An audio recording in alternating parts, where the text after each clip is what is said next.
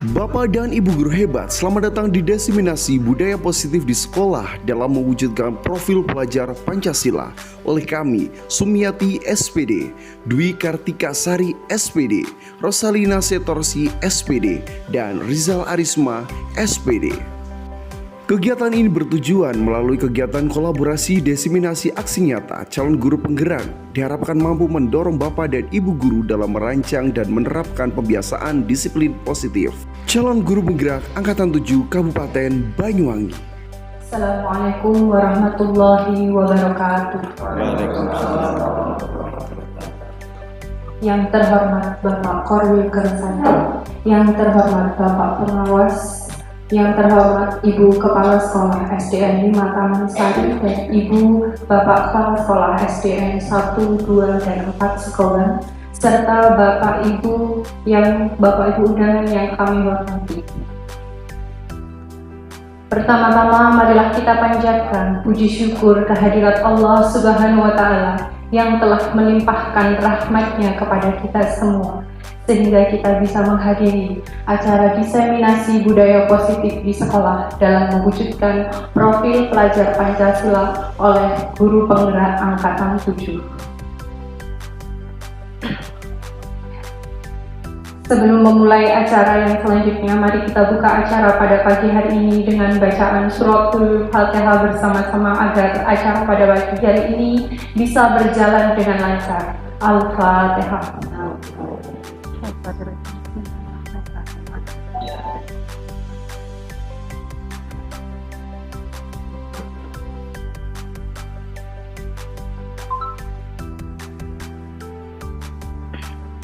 Untuk yang selanjutnya, untuk menambah semangat nasionalisme kita, marilah kita menyanyikan lagu Indonesia Raya. Kepada undangan silakan berdiri dan yang bertugas dipersilakan.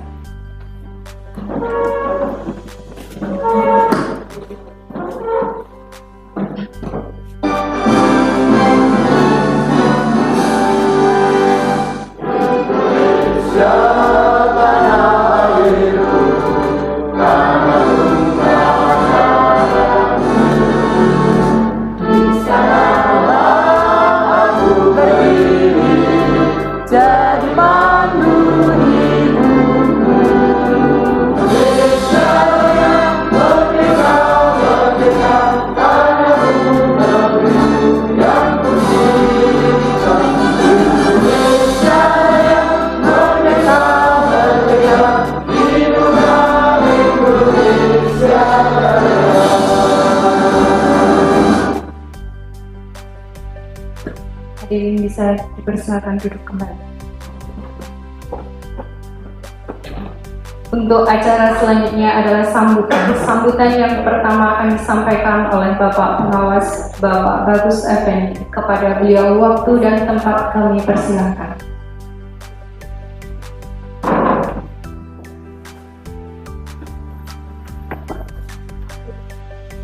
Bismillahirrahmanirrahim.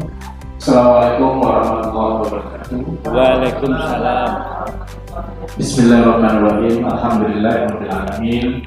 Assalatu wassalamu ala asyrofil anbiya'i wal mursalin wa ala alihi wa sahbihi ajma'in. Bapak Ibu yang saya hormati, saya selaku orang baru Pak Ari Kulonun di SDN Taman Baru 5 Mihrab dalam rangka diseminasi bisa diundang. Nama saya Bagus Effendi ya Bapak ya. Jadi bisa dipanggil Pak Bagus atau Pak Effendi terserah. Selanjutnya Bapak Ibu, kami atas nama pengawas selamat melaksanakan diseminasi. Mudah-mudahan apa yang menjadi himbauan, arahan, serta keinginan jenengan semuanya bisa tercapai. Mungkin hanya itu saja perkenalan saya. Mudah-mudahan apa yang telah saya sampaikan ada manfaat dan gunanya untuk kita semuanya. Wabillahi taufiq wal hidayah. Wassalamualaikum warahmatullahi wabarakatuh. Terima kasih atas sambutan yang telah disampaikan oleh Bapak Pengawas Kecamatan Ikin, Bapak Bagus Effendi. Semoga apa yang beliau sampaikan dapat bermanfaat bagi kita semua. Amin.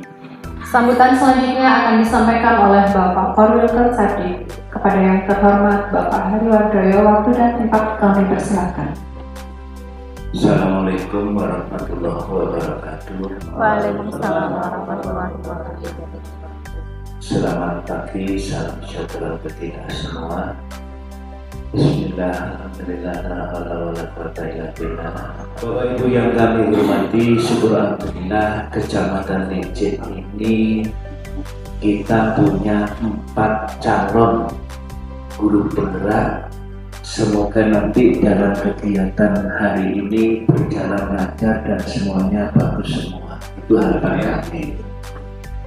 Bapak Ibu yang kami hormati, kalau kita lihat di YouTube ya, misalkan ini kaitannya dengan kurikulum merdeka, itu sih gak setuju akeh, betul kan enggak? Ya toh, yang gak setuju banyak, tetapi saya selaku korum sangat setuju. Namanya Merdeka Belajar ini suatu kurikulum yang sangat bagus sekali, tenang itu. Karena saya membuktikan sendiri, dan itu pada anak saya dan ponakan saya. Dia sudah mengikuti Merdeka, opo jadi potensinya masing-masing anak itu, dan semuanya berhasil. Nah ini banyak kaitannya ini, monggo nanti pelaksanaan kegiatan ini dilaksanakan betul-betul supaya hasilnya juga maksimal ya. Bapak Ibu yang kami hormati, dengan mengucap langsung aja Bismillahirrahmanirrahim, kegiatan diseminasi budaya positif di sekolah saya nyatakan bisa dimulai. Demikian kurang lebihnya saya akhiri. Wassalamualaikum warahmatullahi wabarakatuh.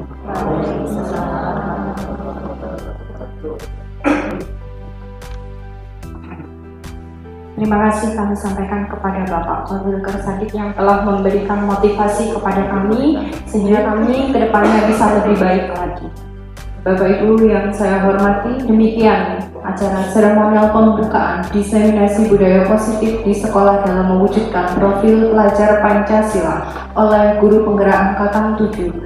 Saya selaku pembawa acara, apabila ada salah kata, mohon maaf yang sebesar-besarnya. Wabillahi taufiq wal hidayah. Wassalamualaikum warahmatullahi wabarakatuh.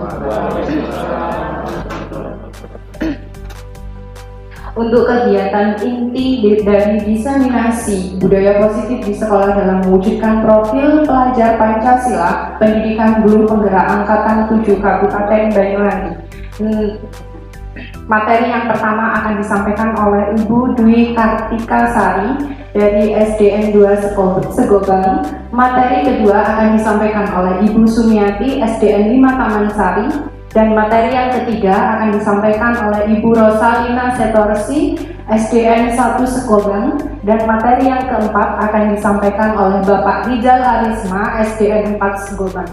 Kepada Ibu Dwi Kartika Sari SDN 2 Segobang, waktu dan tempat kami persilahkan. Materi pertama oleh Ibu Dwi Kartika Sari SPD, disiplin positif dan nilai-nilai kebajikan universal. Saya minta catatnya dari Bapak Ibu guru hebat sekalian. Ke pasar Lejen membeli ketupat. Ketupat sedap dibawa ke kota. Selamat pagi Bapak Ibu guru hebat. Izinkan kami berbagi aksi nyata. Tepuk tangannya dong.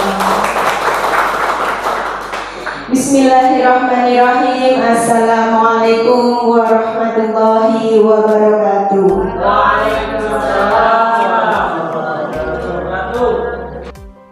Di sini perkenalkan saya Dwi Kartika Sari, calon guru penggerak angkatan 7 dari SD Negeri 2 Segobang, Kecamatan Lejen, Kabupaten Banyuwangi. Pada kesempatan kali ini, kami akan mendiseminasikan budaya positif di sekolah dalam mewujudkan profil pelajar Pancasila. Baik, sebelum memulai kegiatan, Pak Rizal bisa diputarkan S-Breaking terlebih dahulu agar Bapak Ibu tidak sepanang seperti itu ya, bisa relax di tabnya, bisa minta tolong escape dulu.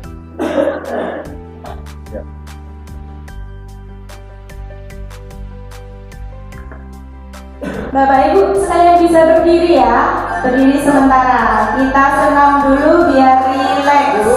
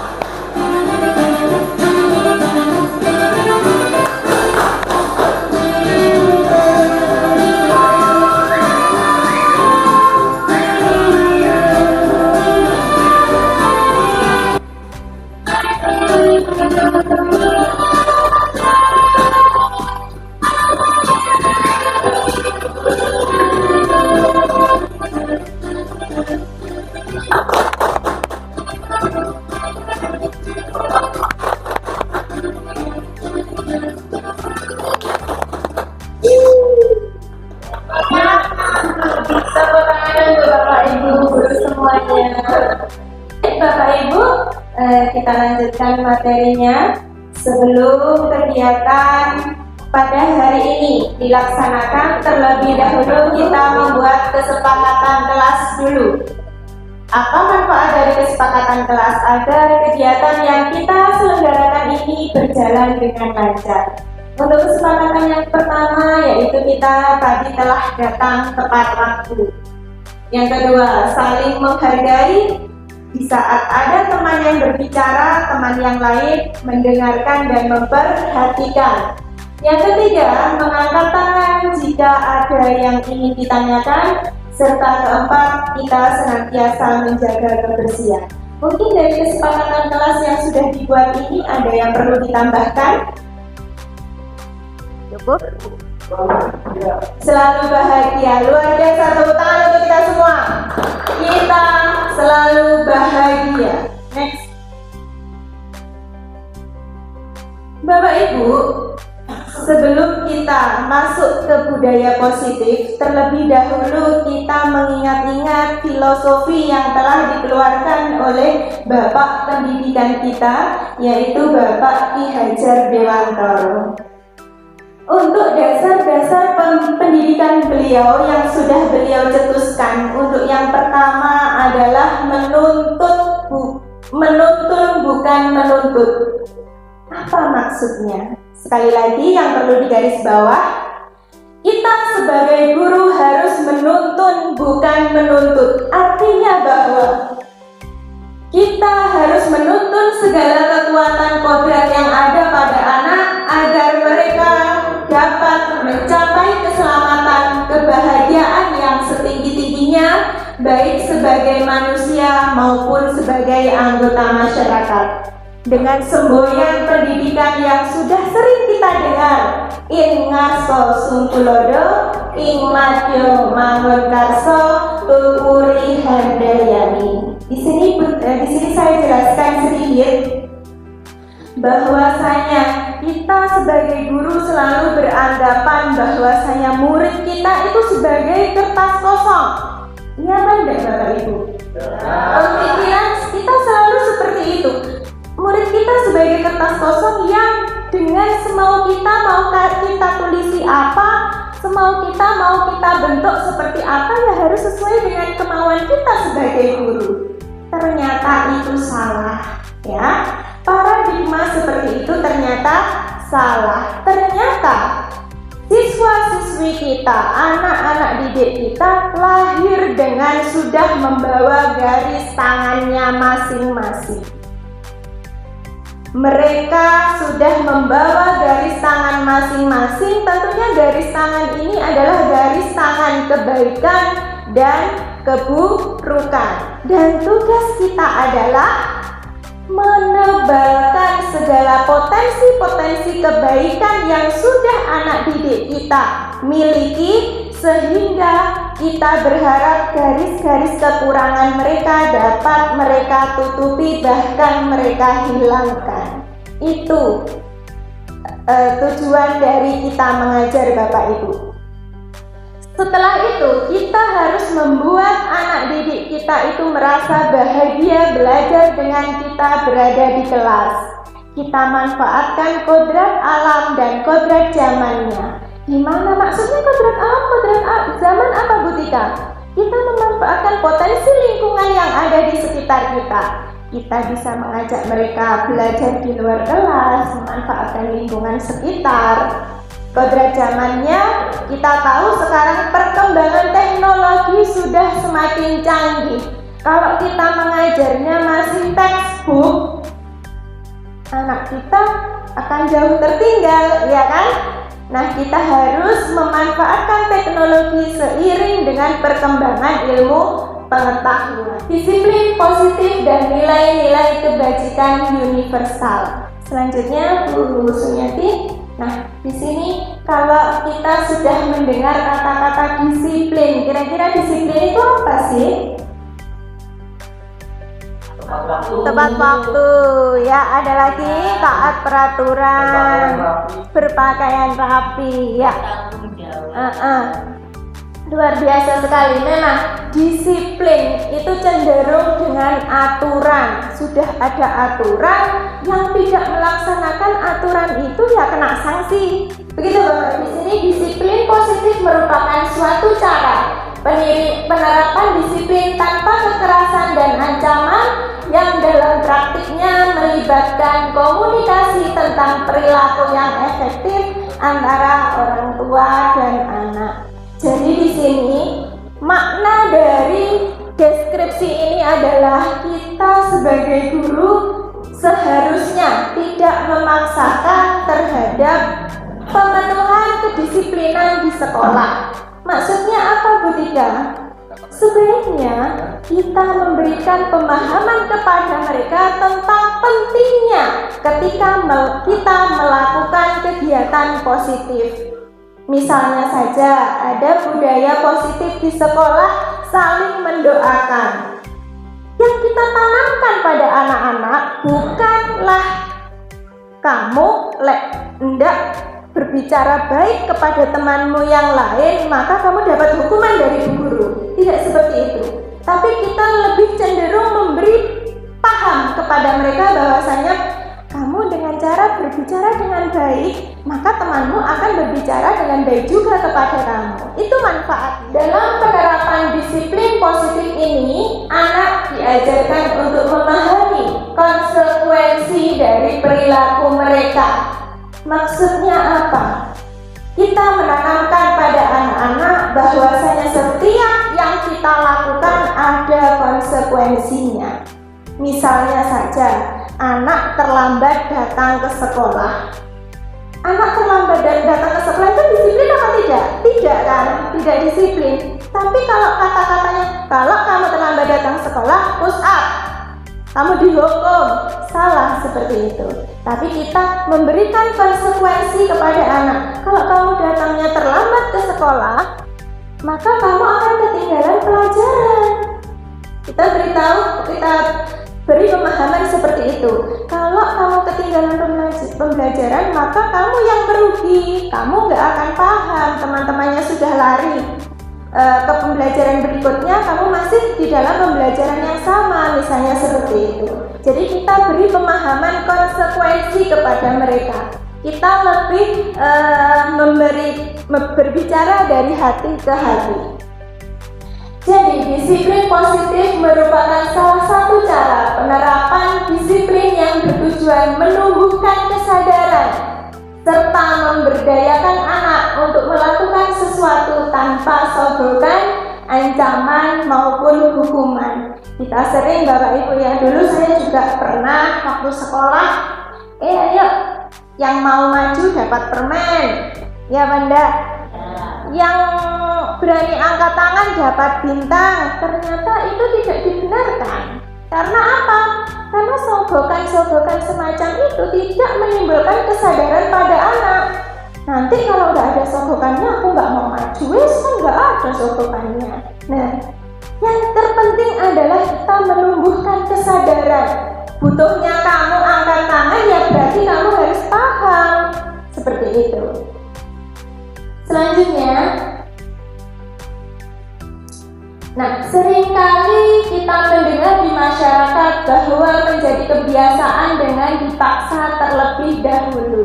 Jadi istilahnya dipaksa dulu, wes kok kan lama-lama mereka terbiasa. Ya benar. Ya, saya dipaksa sih, lega ya dikongkon push up sih. Itu kan lama-lama anak terbiasa, ternyata itu tidak mempan. Penelitian menerangkan bahwasanya kegiatan pemaksaan seperti itu tidak jangkep di hati nuraninya dan pikirannya. Ketika sudah mereka hanya takut saja, oh ada Bu Mudah berdiri, aku takut ini, tapi tidak masuk ke hatinya bahwasanya aku ternyata tidak boleh melakukan itu.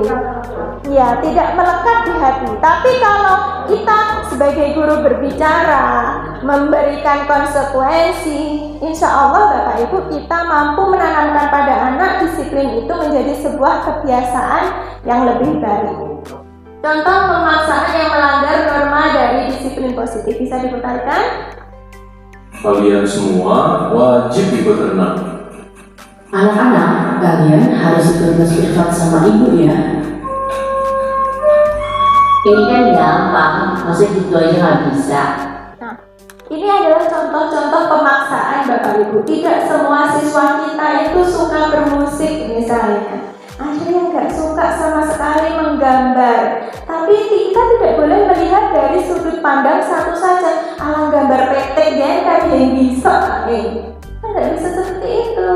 Kita harus menganalisa murid-murid kita, karakternya seperti apa, kemampuannya lebih cenderung kemana. Kita harus mampu menganalisis. Jadi kita tidak memaksakan. Kamu kalau tidak ikut renang berarti dapat hukuman. Itu ternyata pemaksaan.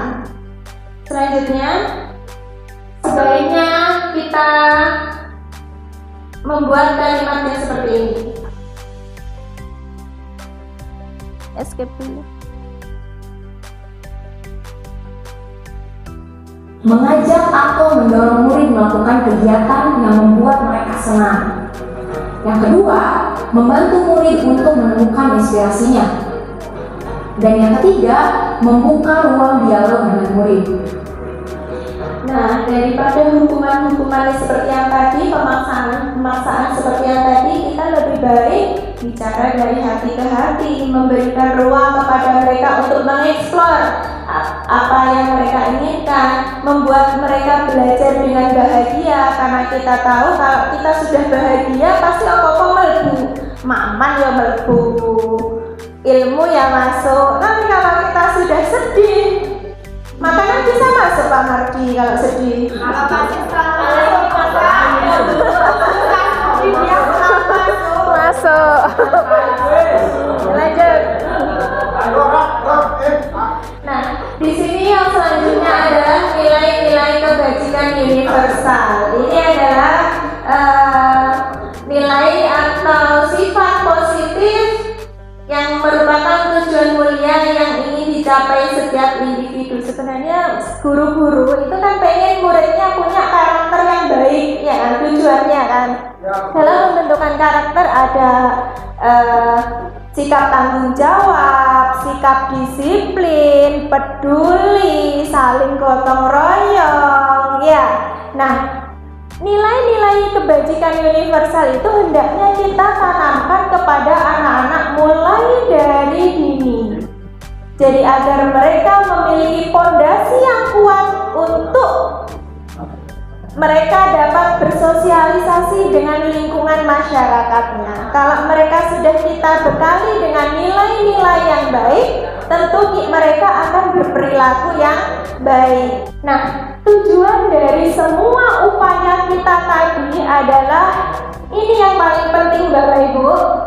Tujuan dari kita mengajarkan kepada anak karakter tadi adalah membentuk membentuk siswa kita sesuai dengan profil pelajar Pancasila. Seperti yang sudah dicanangkan Mas Menteri, tujuan pendidikan ya profil pelajar Pancasila. Apa saja? Ikuti bersama-sama Bapak Ibu ya. Belajar Pancasila, beriman dan bertakwa pada Tuhan Yang Esa, dan berakhlak mulia, berkebinekaan global, gotong royong mandiri, kreatif dan bernalar kritis. Itu tujuannya, nggak ada yang lain. Profil pelajar Pancasila, karena kita tahu Pancasila dasar negara kita. Kalau kita siswa-siswinya tidak berlandaskan pada Pancasila, ya percuma.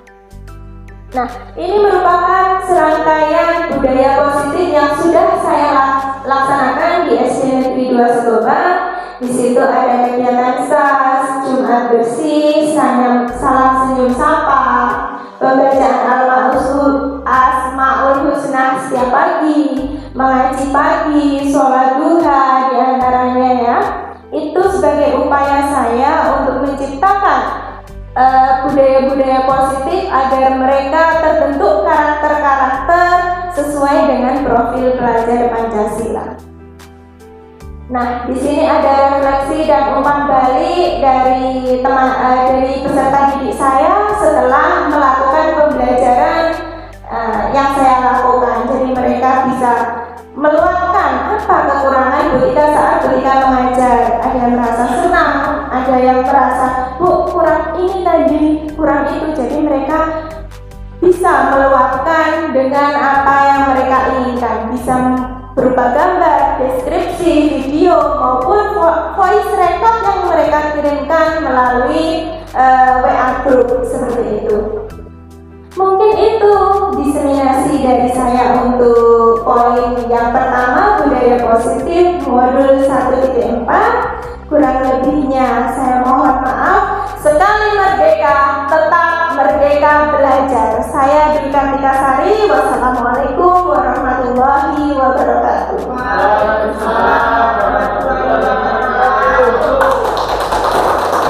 Selanjutnya Bapak Ibu akan disambung oleh rekan saya, Ibu Sumiati dari SD 5 Taman Sari. Materi selanjutnya, teori hukuman, konsekuensi, penghargaan, dan restitusi oleh Ibu Di sini saya akan Sumiati, menyampaikan SPD. materi teori motivasi, hukuman, dan penghargaan serta restitusi. Dari nilai budaya positif yang telah dijelaskan oleh teman saya, rekan saya, Ibu Dwi Kartika, di sana tidak jauh berbeda. Ada teori motivasi, hukuman, penghargaan, dan restitusi. Ya, seperti yang Bu Tika jelaskan bahwa perilaku manusia, perilaku kita manusia itu kadang didasari pada saat kita melakukan sesuatu pasti didasari dengan alasan tertentu. Seperti teori yang dikemukakan oleh Diane Gossen dalam bukunya Restructuring School Discipline, bahwa di sana teori motivasi perilaku manusia itu untuk menghindari ketidaknyamanan atau hukuman. Ya, jadi seseorang ketika melakukan sesuatu, perilakunya itu didasari untuk menghindari ketidaknyamanan atau hukuman. Semisal, seorang murid datang terlambat, datang tepat waktu. Murid tersebut datang tepat waktu karena dia sendiri menghindari ketidaknyamanan ketika dihukum oleh guru. Jadi tidak sesuai dengan dirinya sendiri, bukan sesuai dari kemauan diri sendiri, tetapi didasari oleh ketidaknyamanan. Pasti mereka akan berpikir ketika datang telat, pasti mereka berpikir, oh tidak nyaman datang telat, nanti saya pasti dihukum oleh guru saya. Nah, di situ mereka sedang menghindari permasalahan yang mungkin muncul dan berpengaruh pada mereka secara fisik, psikologis maupun tidak terpenuhnya kebutuhan mereka. Karena hukuman yang kita berikan atas perilakunya itu terkadang bisa membuat mereka memunculkan masalah berpengaruh pada fisik maupun psikologisnya sendiri. Jadi perilakunya perilakunya itu hanya didasari untuk menghindari ketidaknyamanan atau hukuman. Dan motivasi itu motivasi dari eksternal. Teori motivasi perilaku manusia yang kedua adalah untuk mendapatkan imbalan atau penghargaan dari orang lain. Ya, mereka melakukan sebuah tindakan itu hanya untuk mendapatkan sebuah pujian, tapi tidak dari hati. Kalau orang sudah melakukan sesuatu dari hati, pasti tidak ada kata-kata mengeluh. Jadi ketika dia melakukan sesuatu, pasti di benak beliau itu pasti akan ada pertanyaan, apa yang akan saya dapatkan apabila saya melakukannya? Jadi yang dia pikirkan hanya fokus pada imbalan dan pujian. Untuk teori motivasi perilaku manusia yang ketiga, itu adalah untuk menghargai diri sendiri. Ini lebih mulia daripada motivasi perilaku yang ke-1 dan yang kedua.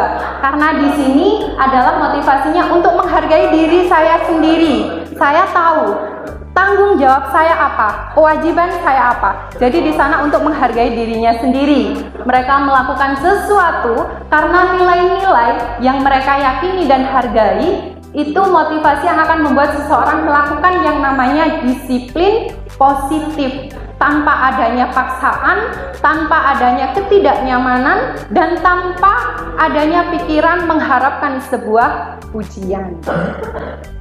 Biasanya motivasi perilaku manusia yang ketiga ini itu dalam benak pikirannya akan ada sebuah pertanyaan, akan menjadi orang seperti apa apabila saya melakukannya. Jadi di sana pasti ada gambaran, ketika saya melakukan sebuah perilaku seperti ini, maka akan seperti apa dampaknya kepada diri saya sendiri. Jadi ketika murid kita memiliki motivasi tersebut, maka mereka itu telah memiliki motivasi intrinsik untuk berdampak pada jangka panjangnya. Nah, pertanyaannya, dari apa yang sudah saya jelaskan tadi, motivasi dari perilaku manusia, bagaimana cara kita sebagai guru untuk menanamkan disiplin positif kepada murid kita? Mungkin Bapak Ibu guru bisa memberikan sebuah pendapat cara sebagai guru untuk menanamkan disiplin positif kepada murid kita. Ya, menjadi teladan, memberi contoh. Ya, kalau contohnya saja sudah salah, maka kita jangan menyalahkan murid kita yang juga salah jalan. Tadi kita berbicara tentang teori motivasi, hukuman, konsekuensi, dan penghargaan. Untuk kita ketahui hukuman, konsekuensi, dan penghargaan itu sendiri, mari kita lihat ada sebuah kegiatan memantik di sini.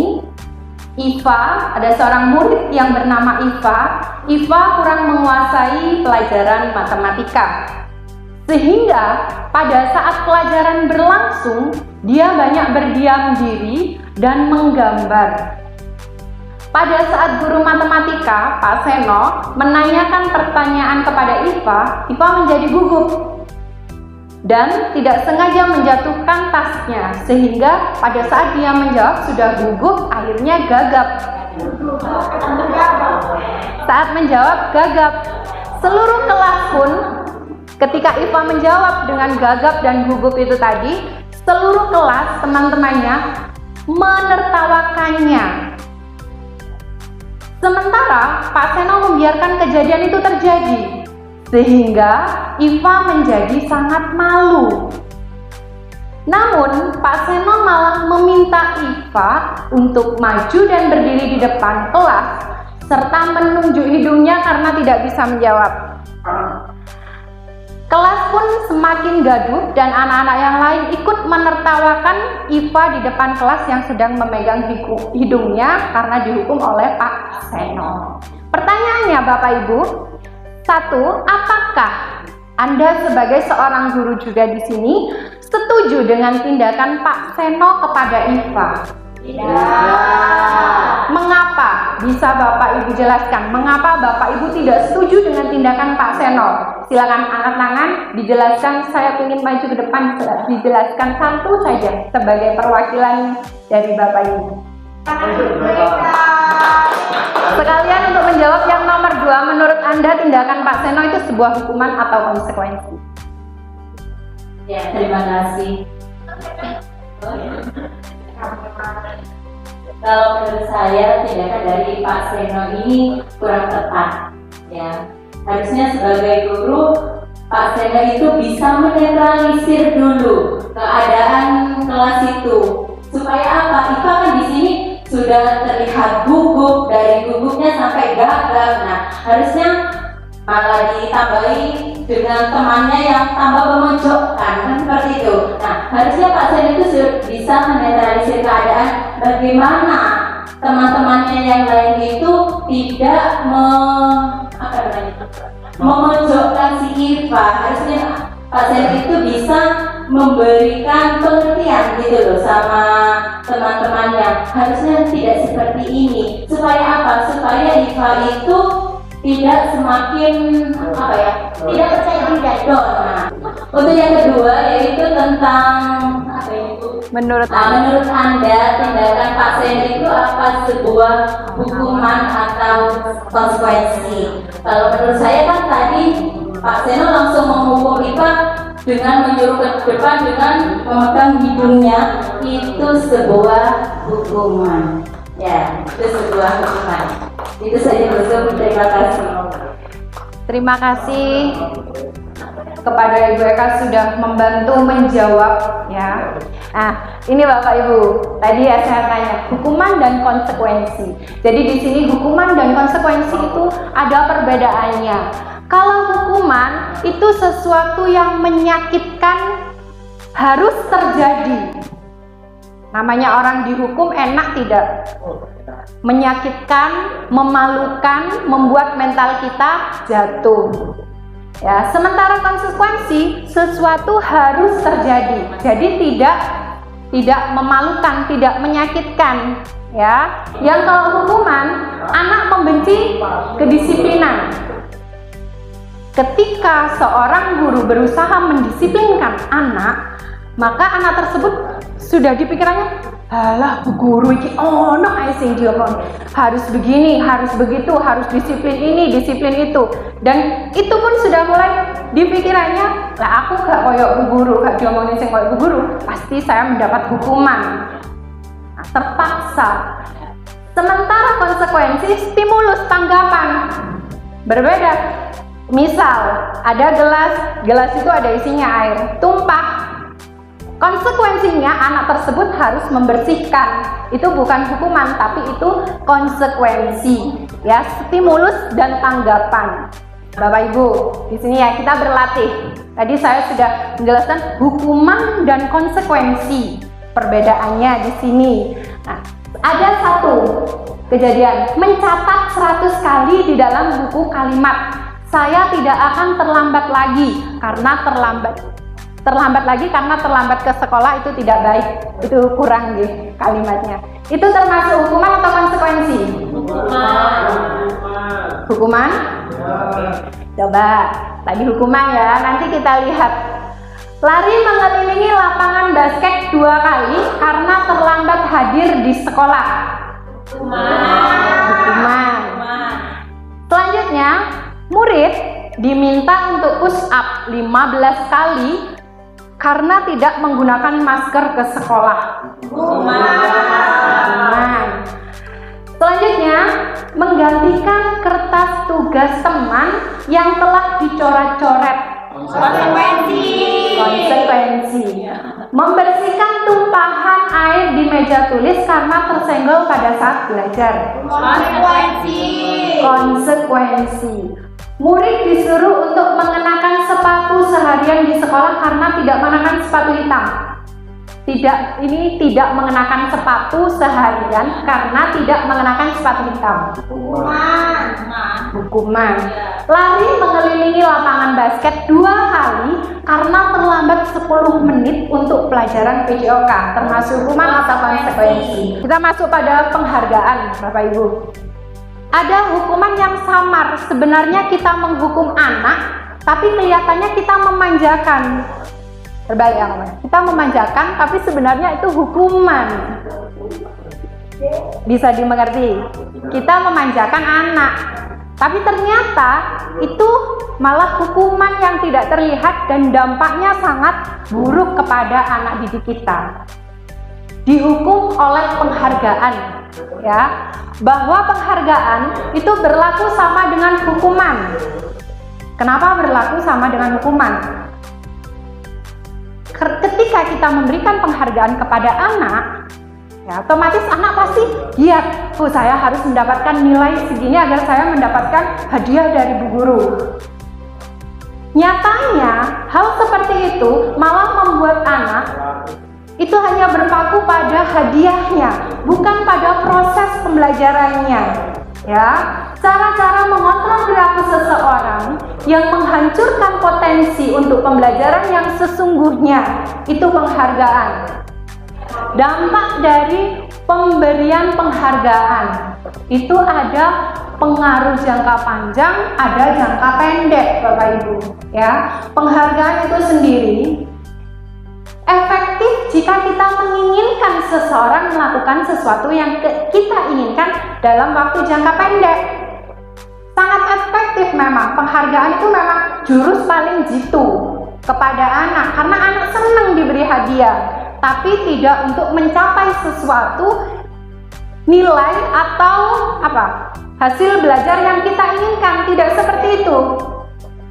Kalau seperti itu, anak terpaksa, tidak dari dirinya sendiri, bukan dorongan motivasi internal, tapi dari eksternal. Dan eksternal, kalau sudah dari eksternal, tidak dari internal, itu hanya jangka pendek yang melekat. Dia mau belajar karena yang diutamakan penghargaannya, bukan prosesnya, bukan ilmu yang dia dapatkan. Penghargaan, ya, sebenarnya kalau kita ingin memberikan penghargaan kepada anak, tidak harus berupa sebuah hadiah, benda atau apapun, materi, uang, tidak harus seperti itu. Karena kalau seperti itu akan mengalami kesenjangan sosial bagi anak. Akhirnya anak boleh hadiah, atau aku rata oleh hadiah si A ini. Nah, kita seyogyanya pasti kita memberikan pengakuan, apresiasi. Ya, apresiasi itu penilaian positif yang diberikan seseorang terhadap orang lain atau bisa juga terhadap sesuatu yang dia kerjakan. Selain pekerjaan, apresiasi juga lekat dengan segala hal yang berhubungan dengan karya seni, sastra, dan karya lainnya. Dalam memberikan apresiasi perlu diingat pengakuan kepada murid secara bergantian, pengakuan secara konsisten, dan kalau apresiasi itu fokusnya pada proses, bukan pada hasil. Berbeda dengan hadiah, penghargaan hadiah, fokusnya itu pada hasil saja, kita tidak tahu prosesnya. Tapi kalau apresiasi, fokus kita pada proses. Setiap anak itu berbeda. Ketika kita memberikan sebuah tugas, misal tugas kelompok, di kelompok itu pasti ada anak yang hobinya menulis. Aku notulen ya, aku yang menulis ya. Yang satu, aku nanti presentasi ya, aku suka ngomong. Nah, di sana kita bisa mengapresiasi satu persatu anak tersebut. Kita bisa memberikan pujian kepada anak tersebut sesuai dengan kemampuannya. Si A sukanya aku yang presentasi ya, aku akan bisa ngomong aku enak loh. Saya bisa membawakan acara dengannya. Oh ya, berarti kita apresiasi dia sebagai presentasi. Terus ada yang sebagai notulen, kita bisa, pinter, kamu bisa menulis dengan cepat, dengan tepat, kesimpulan ditulis dengan runtut. Kita bisa mengapresiasi, fokusnya pada proses, bukan pada hasil. Teori motivasi, tadi teori motivasi, konsekuensi, hukuman, penghargaan. Nah, ini yang terakhir materi Bapak Ibu, restitusi. Kalau hukuman tadi sesuatu yang menyakitkan yang harus terjadi. Berbeda kalau restitusi Bapak Ibu.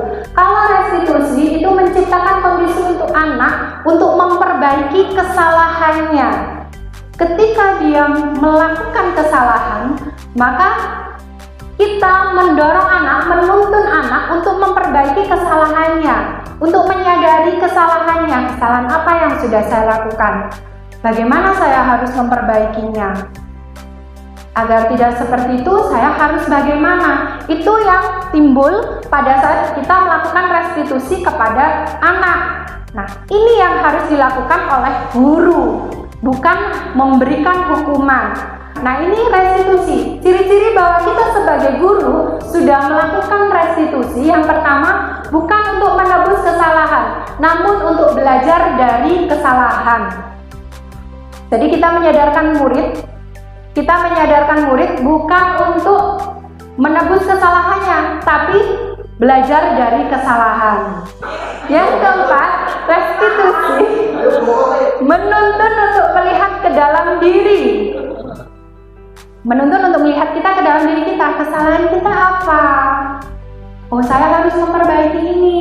Saya tidak boleh melakukan seperti ini lain kali agar tidak menyakiti orang lain. Yang kelima, restitusi mencari kebutuhan dasar yang mendasari tindakan. Restitusi diri adalah cara yang paling baik. Restitusi diri itu berarti kita introspeksi diri kita. Itu adalah cara yang paling baik memperbaiki diri kita. Yang kedelapan, fokusnya pada solusi. Itu Bapak Ibu, kalau restitusi, kalau hukuman tadi tidak fokus pada solusi. Hukuman yang kita berikan kepada anak itu tidak memberikan solusi, tapi restitusi fokusnya adalah memberikan solusi atas apa yang terjadi, atas kesalahan yang terjadi. Yang kesembilan, restitusi mengembalikan murid yang berbuat salah pada kelompoknya. Jadi, ketika kita melakukan restitusi, anak tersebut bisa bergabung lagi ke dalam kelompoknya tanpa merasa diasingkan atau merasa malu. Kalau hukuman Bapak Ibu, anak yang diberi hukuman, itu kita tidak bisa mengembalikan anak pada kelompoknya. Pasti diasingkan. Iku mau mari dikebui gurune, iku mau mari dihukum karo gurune. Wis aja dikonconi, itu. Tetapi kalau restitusi berbeda Bapak Ibu, kita bisa mengembalikan murid tersebut ke dalam kelompoknya, bisa diterima. Karena apa? Kita memberikan solusi kepada anak. Anak membuat, oh aku salah, tadi aku nyaleki, aku harus seperti ini, aku harus merubah. Jadi kelompoknya, ayo kamu tadi salah yo, diapakno karo guru. Berbeda dengan hukuman. Baik Bapak Ibu, ini juga contoh dari hukuman dampak pada murid marah, merasa bersalah, konsekuensi kehilangan hak, waktu jeda seorang diri, penahanan. Sedangkan restitusi itu anak tidak kehilangan waktu, bersemangat untuk memperbaiki diri, berupaya untuk mengadakan perbaikan, dibuat oleh murid dan guru. Kalau restitusi tidak sakarpe guru, ya. Kalau hukuman kan sakarepnya gurunya, tahu hukuman push up, lari, nulis, itu semaunya gurunya. Tapi kalau restitusi itu solusi antara guru dan murid. Kita memberikan tawaran, murid menentukan solusinya, memperbaiki kesalahannya. Baik Bapak Ibu, itu tadi materi yang bisa saya sampaikan tentang teori motivasi, hukuman, konsekuensi, penghargaan, dan restitusi. Semoga apa yang saya sampaikan bisa bermanfaat dan bisa ditularkan pada pembelajaran sehari-hari sehingga kita bisa menjadi guru yang berkualitas. Wabillahi taufiq wal hidayah. Wassalamualaikum warahmatullahi wabarakatuh. Untuk materi yang selanjutnya akan disampaikan oleh rekan saya dari SDN 1 Sekobar. Kepada Ibu Rosalina Setorsi, waktu dan tempat kami persilahkan. Bapak dan Ibu guru, ice breaking time. Mengembalikan konsentrasi kita, kayak gitu. Ini permainannya namanya checkstone. Atau mungkin sebelum saya mengasih ice breaking, mungkin ada bapak ibu pengen ngasih ice breaking juga boleh. Pak, mau ngasih ice breaking nggak? Es campur. Oke, ice breakingnya namanya adalah checkstone bapak ibu. Ya, ketika saya bilang cek, Bapak Ibu nanti tepuk tangan. Tapi satu kali saja. Betul. Ya, coba saya cek dulu. Cek. Kurang semangat. Cek. Cek. cek. Nah, kalau son itu nepuk ini apa namanya? Paha. Nepuk paha. Coba son. Angel ya, silakan berdiri. Silakan berdiri. Oke.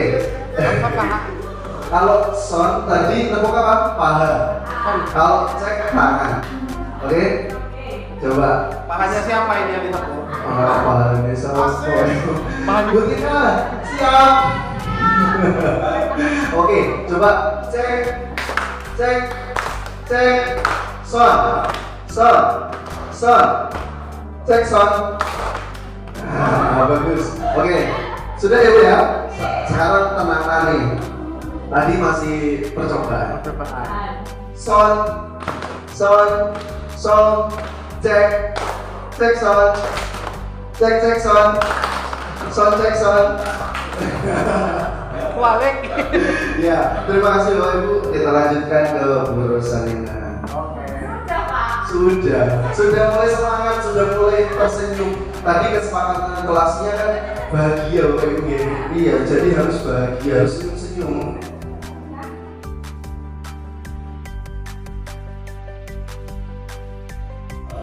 Hendak pergi beli sushi. Duit terlupa di atas bata. Guru penggerak senang berkolaborasi, bergerak mewujudkan aksi nyata. Baik, saya akan untuk materi yang pertama tadi sudah didiseminasikan oleh Bu Dwi Kartika Sari, dan yang materi kedua oleh Bu Sumiati. Yang untuk materi ketiga yang selanjutnya itu akan saya bawakan masih tentang budaya positif di sekolah. Sebelumnya perkenalkan dulu, nama saya Rosalina Sitausi, saya lahir di Banyuwangi, usia saya 36 tahun, kemudian pendidikan terakhir saya S1 PGSD, dan saya bekerja di SD Negeri 1 Segobang. Seperti yang sudah disampaikan pada materi 1 dan materi 2 tadi tentang budaya positif, yaitu budaya positif merupakan nilai-nilai, keyakinan-keyakinan, dan kebiasaan-kebiasaan di sekolah yang berpihak pada murid, agar murid dapat berkembang menjadi pribadi yang kritis, penuh hormat, dan bertanggung jawab. Ini adalah tujuan dari budaya positif. Bagaimana cara kita menumbuhkan budaya positif di sekolah? Ini mulai pagi sampai siang sekarang nih, materi yang kita pelajari yang pertama tadi sudah tentang disiplin positif dan nilai-nilai kebajikan universal. Kemudian yang ketiga, teori motivasi, hukuman dan penghargaan restitusi. Kemudian yang ketiga, keyakinan kelas. Keempat, kebutuhan dasar manusia dan dunia berkualitas. 5 posisi kontrol restitusi, dan terakhir segitiga restitusi. Nah, yang saya bawakan kali ini adalah keyakinan kelas dan 5 dasar kebutuhan hidup manusia. Mengapa kok dibuat keyakinan kelas? Kok tidak peraturan saja? Ada yang tahu Bapak Ibu? Kenapa kok keyakinan kelas? Ada yang mau menjawab? Keyakinan kelas itu dibuat oleh guru dan siswanya. Iya. Sementara untuk peraturan mungkin hanya fokusnya kemauan guru saja. Iya, kurang lebih seperti itu. Dan jika peraturan, ini kalau menurut saya ya Bapak Ibu, kalau peraturan itu cenderung dilanggar, bukan hanya murid-murid, tetapi kita juga seperti itu. Kalau peraturan itu kurang tidak ada keyakinan dalam diri, jadi cenderung kita melanggar gitu. Jadi kalau keyakinan itu sudah ada pada diri kita sendiri, sudah yakin pada diri kita, sehingga kita akan melaksanakan tanpa ada perintah atau paksaan gitu. Mengapa kita memiliki peraturan 3M, menggunakan masker, mencuci tangan, dan menjaga jarak 1,5 meter? Kenapa kira-kira? Itu menjaga kesehatan. Iya, untuk dari virus. betul. Ya, jadi bukan karena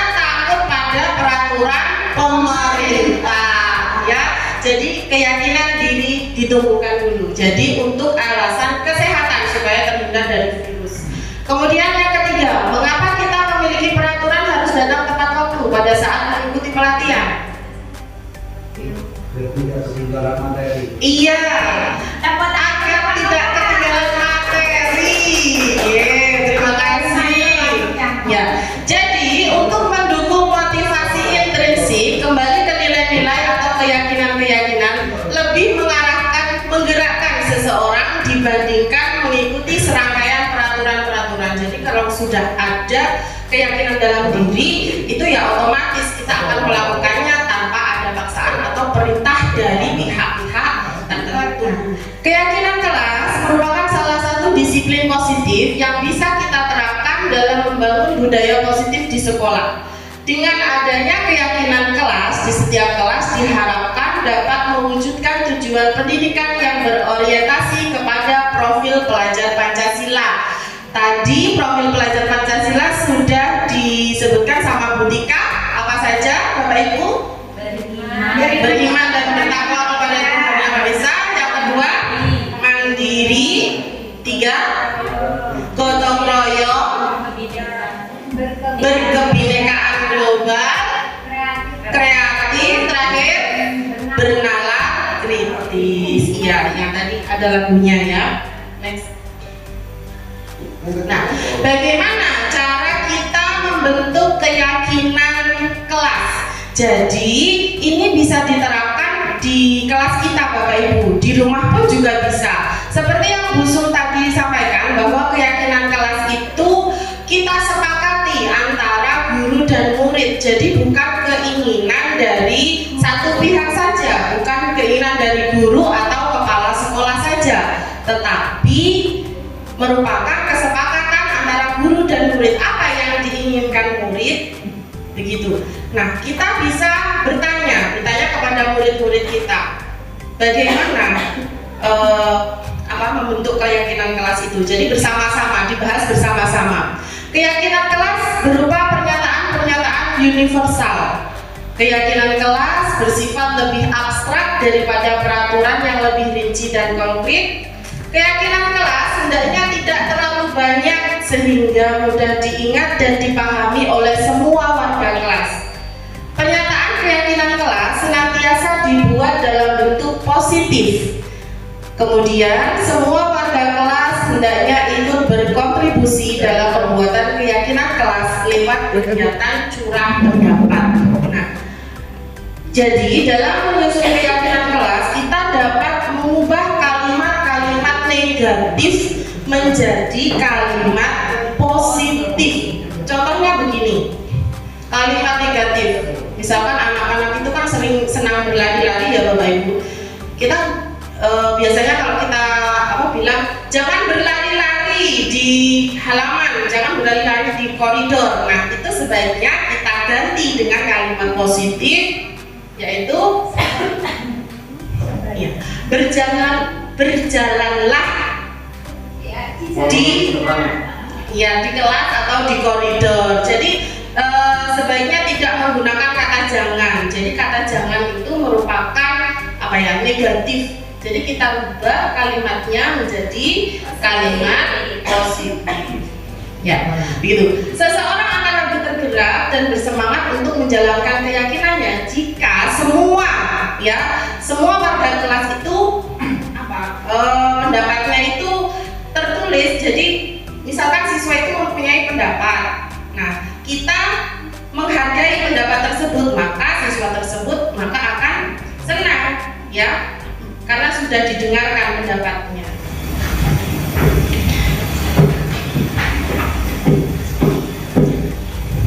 Nah, nilai-nilai kebajikan secara universal yang ada yaitu tentang keadilan, kehormatan, peduli, integritas, kejujuran, dan lain-lain. Itu semua adalah nilai-nilai kebajikan universal. Nah, peraturan-peraturan yang ada di sekolah itu semuanya hendaknya menuju pada nilai-nilai kebajikan ini semua ya Bapak Ibu. Ini hanya beberapa contoh nilai-nilai kebajikan yang bisa kita terapkan di kelas. Tetapi masih ada yang lainnya, masih banyak hal nilai-nilai kebajikan yang lainnya selain yang saya tuliskan di sini. Contoh ya Bapak Ibu, mari kita membuat keyakinan kelas ya. Kalau mau membuat keyakinan kelas ini hanya contoh, bisa yang lainnya. Untuk keyakinan kelas 5, contoh, selalu bersikap positif, kemudian senantiasa menjadi diri terbaik, kemudian percaya dan menghormati orang lain serta barang miliknya, berkomitmen terhadap setiap tugas dan senantiasa membantu. Jadi kalimatnya itu bebas ya Bapak Ibu, yang mudah diingat anak-anak dan yang tidak rumit begitu. Jadi dan dapat dilaksanakan bersama-sama. Mungkin untuk awalnya membuat keyakinan kelas ini sulit, tetapi bisa dicoba perlahan.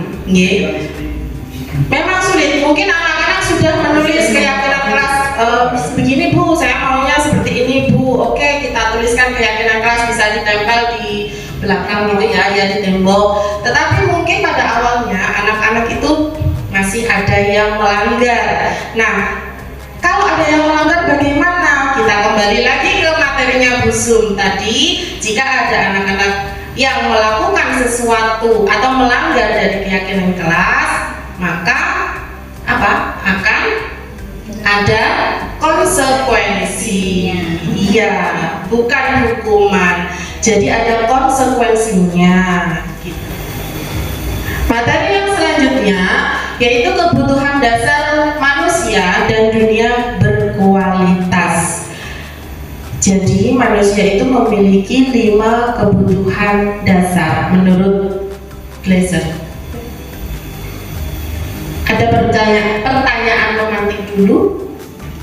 Ibu Ambar, guru wali kelas 2A di SD Pelita Hati, sedang bingung menghadapi ulah salah satu murid di kelasnya, Doni. Beberapa anak di kelas 2A telah datang padanya dan mengeluhkan Doni yang seringkali meminta bekal makan siang mereka dengan paksa. Jika Anda menghadapi situasi seperti Ibu Ambar, apa yang akan Anda lakukan? Menurut Anda, kira-kira apa alasan Doni melakukan hal tersebut? Bagaimana jika situasi ini ada pada Bapak Ibu?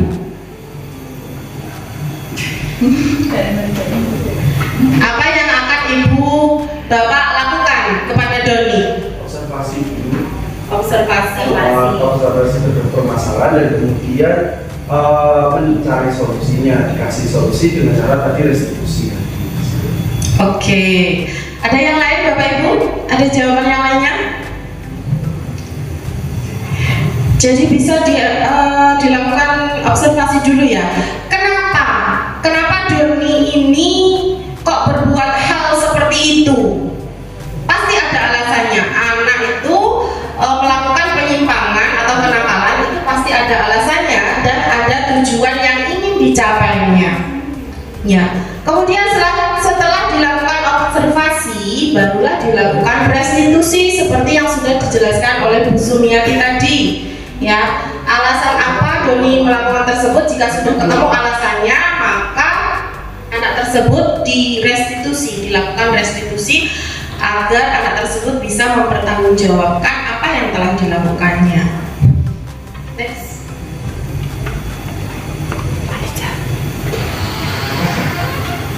Nah, Doni melakukan hal penyimpangan tersebut itu sebetulnya salah satu alasannya adalah karena memenuhi kebutuhan dasar manusia.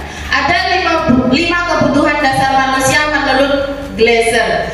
Yang pertama, survival, kebutuhan untuk bertahan hidup.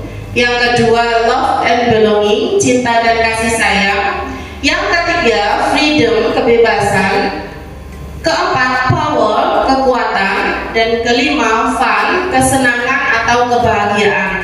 Ini adalah 5 kebutuhan dasar hidup manusia, bukan hanya pada anak-anak, tetapi pada kita juga orang dewasa seperti itu. Kebutuhan bertahan hidup itu bersifat fisiologis. Untuk bertahan hidup itu contohnya kita membutuhkan rumah, membutuhkan ya, kesehatan itu untuk bertahan hidup. Kemudian kalau kasih sayang dan rasa diterima itu ke arah psikologis, untuk disayangi dan diterima oleh orang lain. Kita memiliki kebutuhan untuk memberi dan menerima kasih sayang dan kebutuhan untuk merasa menjadi bagian dari kelompok tersebut. Kemudian yang ketiga, penguasaan. Penguasaan itu kekuatan ya Bu, Bapak Ibu, kebutuhan kekuatan untuk mencapai sesuatu, menjadi kompeten, menjadi terampil dan diakui atas prestasi dan keterampilan kita. Itu penguasaan. Kemudian kebebasan. Anak-anak pasti senang merasa bebas, ya kan? Anak-anak senang berlari-lari, anak-anak senang bermain. Itu merupakan kebebasan dan anak-anak suka dengan hal-hal yang baru, hal yang menarik. Itu merupakan kebutuhan kebebasan. Kemudian yang terakhir, kesenangan. Anak-anak pasti senang kalau pelajaran itu bermain sambil belajar. Mereka akan lebih tertarik, ya. Anak-anak itu akan menikmati apa yang akan dilakukannya. Senang, cenderung senang. Anak-anak cenderung senang. Di sini ya, mari kita identifikasi bersama-sama. Tadi 5 kebutuhan dasar apa saja, Bapak Ibu? Bertahan hidup, cinta dan kasih sayang, cinta dan kasih sayang, terus kebebasan, kekuatan, iya, power, terus iya, kesenangan. Nah, di sini ada Bimo, seorang anak TKB, selalu berlari keluar kelas menuju jalan raya di depan sekolahnya yang ramai dengan kendaraan. Tingkahnya membuat guru Bu Ani bingung dan seringkali lari mengejarnya. Ada beberapa kemungkinan jawaban yang diberikan Bimo. Mari kita identifikasi pertanyaan-pertanyaan berikut. Next. Yang pertama, aku senang main kejar-kejaran dengan ibu guru. Seru. Apa itu? Kebutuhan dasar apa yang Bimo? Iya, kesenangan. Kemudian yang kedua, ibu kejar aku karena ibu guru sayang aku. cinta dan kasih sayang. Iya, kasih sayang Yang dirasakan oleh Bimo.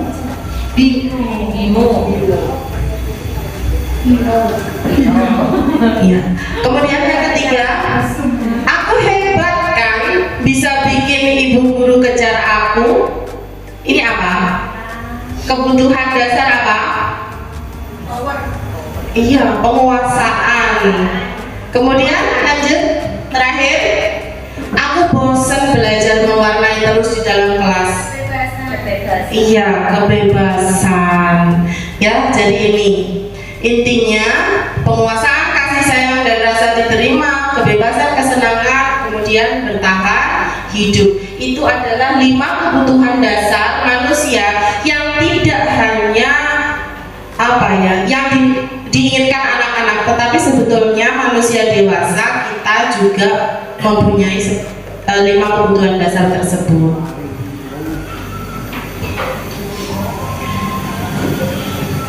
Selanjut, dunia berkualitas. Materi yang selanjutnya ya Bu. Dunia berkualitas. Dunia berkualitas itu yang bagaimana sih? Dunia berkualitas itu adalah tempat khusus dalam pikiran kita, tempat menyimpan gambaran, representasi dari semua yang kita inginkan. Bisa berisi orang-orang, hal-hal dan apa saja yang terbaik dalam hidup kita dan membuat kita merasa bahagia dan terpenuhi kebutuhan dasar kita. William Glasser menyebutnya seperti semacam album foto, sehingga isinya tidak akan terlalu banyak, hanya akan terdiri dari beberapa hal saja yang sangat signifikan dan benar-benar terbaik dalam hidup Anda, yang membuat hidup Anda menjadi lebih bermakna. Itu dunia berkualitas. Jadi kita sendiri yang menentukan apa dunia berkualitas, bagaimana dunia yang kita inginkan. Next.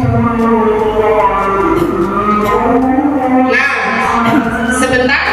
Saya ingin tahu ya Bapak Ibu, bagaimana dunia berkualitas yang Bapak Ibu inginkan. Bapak Ibu bisa membuat dunia berkualitas yang Bapak Ibu inginkan di sini. Dunia itu bagaimana gambarnya? Iya.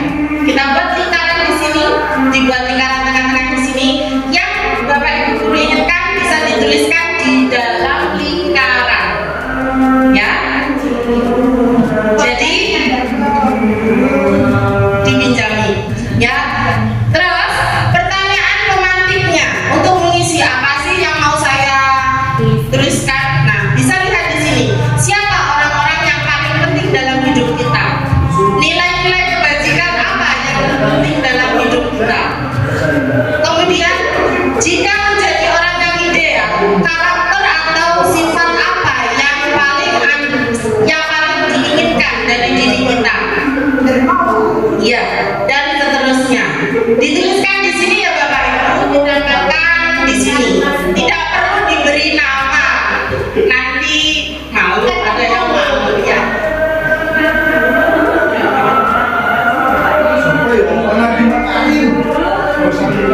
Dunia ya bisa dikasih judul dunia berkualitas saya. Kemudian lingkaran, buat lingkaran besar penuh. Bapak di sini kalau sudah. Iya, ketemu Bu Rosa. Kan nggak tahu.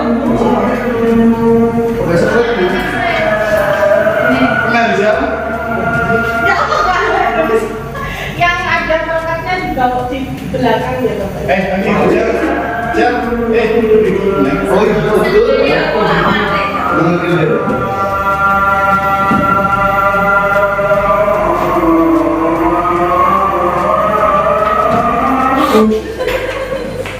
itu sebenarnya kata ini.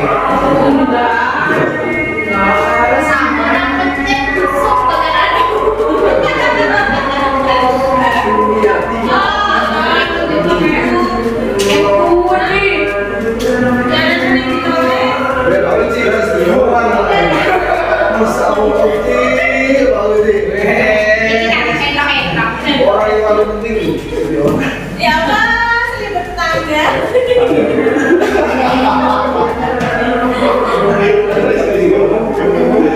Oke, yang pertama,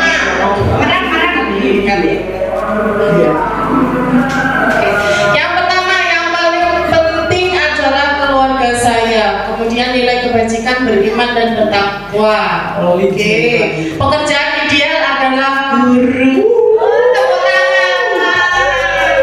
Guru ya. Oke. Bangga terhadap pekerjaan kita. Kemudian yang selanjutnya, orang yang paling penting dalam hidup saya keluarga, orang tua, suami dan anak. Hal yang paling bermakna ketika dikaruniai anak. Kemudian hal yang hebat adalah menjadi orang tua. Siapa ya? Kemudian lanjut, orang yang paling penting circle hebat. Pencapaian menjadi bagian dari orang hebat di Kecamatan Licin. Oh, sip ya. Luar biasa. Kita semuanya memimpikan semua hal itu ya Bapak Ibu. Semoga semuanya terwujud dunia berkualitas yang Bapak Ibu inginkan.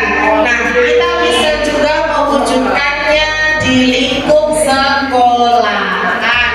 Apa yang kita inginkan di sekolah, kita perlu berkolaborasi bersama-sama. Oke Bapak Ibu, untuk mewujudkan sekolah yang dapat melakukan budaya positif. Next. Oke, sudah selesai. Kira-kira bagaimana bisa diterapkan Bapak Ibu di sekolah? Semangat ya Bapak Ibu. Salam guru penggerak. Terima kasih. Materi selanjutnya Pak Rizal. Materi selanjutnya posisi kontrol dan segitiga restitusi oleh Rizal Arisma. Baik, saya mulai. Bismillahirrahmanirrahim. Assalamualaikum warahmatullahi wabarakatuh. Bapak Ibu guru hebat, Bagaimana setelah menikmati santapan yang telah disiapkan? Sudah semangat? Oh, sihat kembali. Oke, coba tepuk semangat ibu ya. Tepuk semangat. Semangat.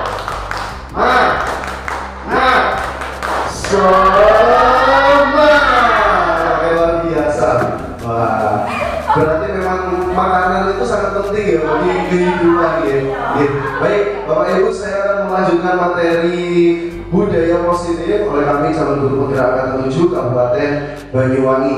Nah, baik, selanjutnya Bu. Bapak Ibu, kalau kita membicarakan tentang budaya positif, ada sebuah pemikiran yang sangat relevan sekali, padahal pemikirannya sudah jadul. Ya, pemikirannya adalah pemikiran dari Ki Hajar Dewantara. Ini merupakan pemikiran yang sudah sangat lampau sekali, tetapi di zaman sekarang ini masih relevan untuk dipraktekkan ke anak-anak. Mengapa? Karena dengan pemikiran ini akan tercipta suatu pembelajaran yang merdeka, Bapak Ibu, yaitu Ingarso Sutulodo, Imadyo Manungkarso, dan yang terakhir adalah Tuturi Handayani. Pasti Bapak Ibu sudah tahu ya artinya apa? Kalau Ingarso Sutulodo apa Bu? Bapak? Ya, yang depan menjadi contoh, kayak gitu. Kemudian Imadyo Manungkarso di tengah-tengah memberikan semangat. Di tengah-tengah memberikan semangat, dan yang terakhir Tuturi Handayani di belakang memberikan dorongan. Jadi pemikiran ini sangat disiplin positif sekali, budaya positif sekali, karena dari pemikiran ini terciptalah profil pelajar Pancasila. Selanjutnya, nah baik Bapak Ibu, kita berdiskusi kecil terlebih dahulu tentang sebuah gambar. Ya, apa yang kita pikirkan tentang gambar ini? Kira-kira dari gambar ini apa yang tercermin Bu? Apa yang dalam pikirannya panjenengan? Pak, anak-anak yang sedang berbahagia. Iya, anak-anak yang sedang berbahagia. Persahabatan. Berbagai profesi. Persatuan. Padi. Perbedaan. Terus? Ayo, Pak. Bineka Tunggal Ika, berbeda tapi tetap satu jua. Bagus. Nah, Bapak Ibu, kalau kita melihat di sini ada beberapa gambar. Ada yang jadi Pak. Ini apa ini? Pilot. Kemudian ada Bu Dokter. Kok guru kayaknya yo? Kayaknya jadi guru. Oh iya, berkat dari depan nih. Kalau kita melihat ini Bapak Ibu, yang tercermin dalam benak saya, setiap anak itu mempunyai mimpi. Mimpi itu sangat penting untuk kita, untuk anak, untuk semuanya, untuk berkembang. Dari mimpi itu akan terciptalah sesuatu yang sangat berharga dalam hidup. Ada sebuah nyanyian, saya ingat sekali dengan Laskar Pelangi. Bisa Bapak Ibu tentang mimpi, bareng-bareng gak apa-apa. Mimpi adalah kunci untuk kita menaklukkan dunia. Berlarilah tanpa lelah sampai engkau meraihnya. Jadi mimpi itu harus dikejar. Bapak Ibu guru pasti juga punya mimpi kan terhadap anak didiknya. Kalau Bu Sumiati saya tanya, Bu, mimpinya terhadap anak-anaknya yang jenengan, anak-anak didik, kayak gimana Ibu? Anak bisa mendapatkan pendidikannya dan bisa meraih cita-citanya. Luar biasa. Kalau jenengan Pak, mimpinya terhadap anak didik? Saya ingin anak-anak saya dapat meraih cita-citanya. Oke. Pak Bekti, mimpinya jenengan terhadap anak-anak kira-kira apa Pak?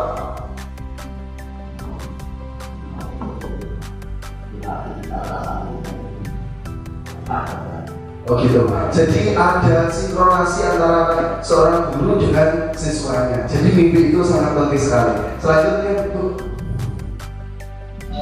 Oke, Bapak Ibu, saya boleh nggak mengatakan bahwa guru itu bisa menjadi penghalang mimpi anak?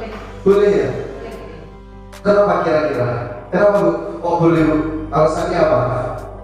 Karena anak punya mimpi, dia ingin menjadi seperti apa, tetapi guru memaksakan kehendaknya sendiri. Benar sekali.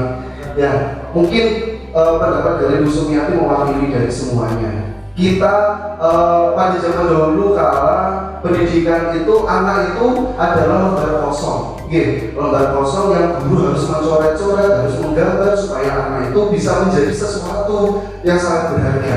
Tetapi sebenarnya kalau kita merujuk kepada pemikiran Ki Hajar Dewantoro, setiap anak itu mempunyai potensi diri.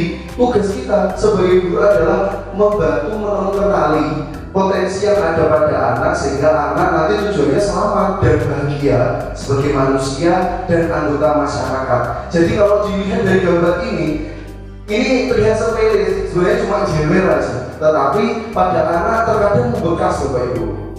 Nah, bekas itu tadi bisa jadi semangat dan juga bisa menjadi penghalang. Ada yang semangat, wah bikin jewer Pak Guru, so aku orang jewer murid-muridku, bisa jadi. Ya, tetapi ada juga yang wes aku gak mau jadi guru, aku gak mau jadi apa-apa, aku gak jadi guru, ada yang seperti itu. Jadi guru itu bisa menjadi penghalang mimpi anak kalau kita tidak bisa, kita tidak tahu dan kita tidak bisa memposisikan diri sebagai seorang guru. Lanjut Ibu.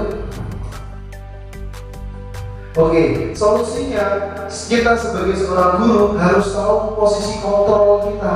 Kayak gitu, bagaimana kita mengontrol anak. Nah tujuannya yaitu selamat dan bahagia sebagai manusia dan bagian dari masyarakat. Jadi anak-anak itu memang dipersiapkan oleh negara, oleh guru supaya nanti di kehidupan yang sesungguhnya anak-anak itu bisa menjadi pemimpin-pemimpin yang luar biasa. Karena kalau sekarang Indonesia itu di tangan kita Bapak Ibu ya. Indonesia di tangan kita. 10 atau 15 tahun ke depan itu ada di posisi anak-anak. Jadi sangat penting sekali kita memposisi kontrol kan, kayak gitu. Kontrol ya. Lanjut. Lanjut saja. Oke, tentang posisi kontrol. Nah, posisi kontrol itu adalah sebuah disiplin positif yang berpusat kepada murid dan dikembangkan oleh Diana dosen dengan pendekatan restitusi seperti yang sudah dijelaskan oleh Bu Sumiati tadi tentang restitusi, yaitu dengan 5 posisi kontrol. Oke, sebagai 5 posisi kontrol, yaitu kita sebagai orang tua dan guru dalam menerapkan budaya positif pada anak. Lanjut. Oke, 5 posisi kontrol itu menurut Diana dosen itu adalah pertama penghukum, kedua membuat rasa bersalah, yang ketiga teman, yang keempat pemantau, dan yang terakhir adalah manajer. Mungkin secara tidak sengaja, mungkin sebelum mengetahui konsep ini pasti jenengan sudah mengalami semuanya Bapak Ibu ya. Sudah pernah menghukum, pasti sampai sekarang juga masih menghukum ya. Karena hukuman itu hebat. Gitu.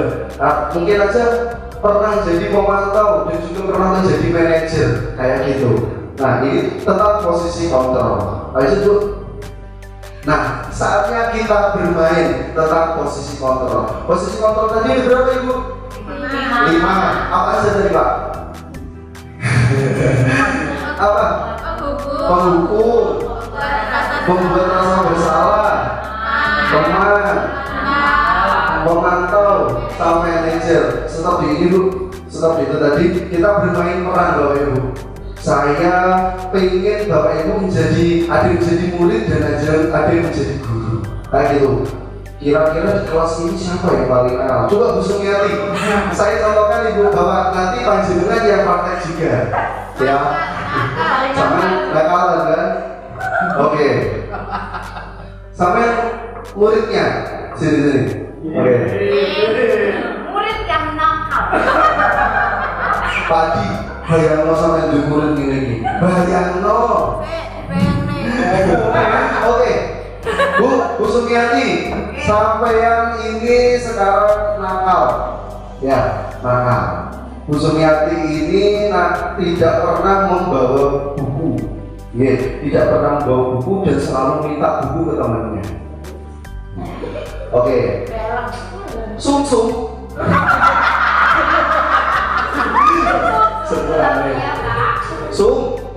Ya Pak. Sampai kok cantik.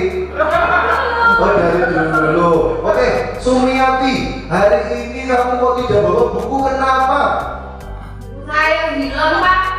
Bilang di bawah siapa? Udah tahu di bawah siapa Pak? Kemarin saya bawa, saya taruh di bawah meja. Tiba-tiba sekarang hilang. Ya terus kamu tidak bertanggung jawab. Kamu tahu orang tuamu di sana mencari uang untuk beli buku itu perjuangan luar biasa, kamu tahu? Tahu Pak. Terus bagaimana? Ya kalau hilang mau diapakan Pak? Bilang cari lagi. Ya.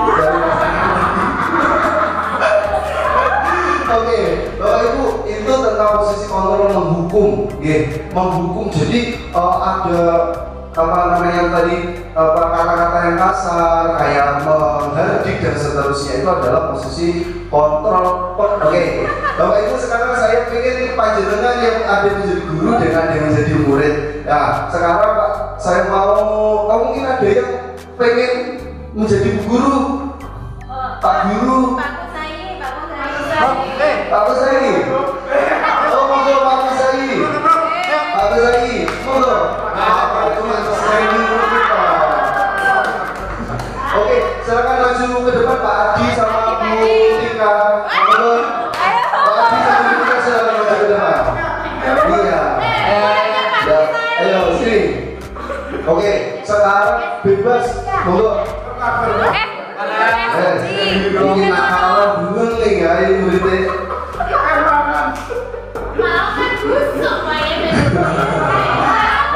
Bu Tika ini menjadi Bu Cikgu ya, menjadi cikgunya. Jangan menjadi muridnya Pak. Oke? Bu Tika bebas untuk memilih mana tema mana yang ingin sampai praktekkan untuk posisi kontrol, untuk posisi kontrol sesuai dengan pemahamannya jadi. Well.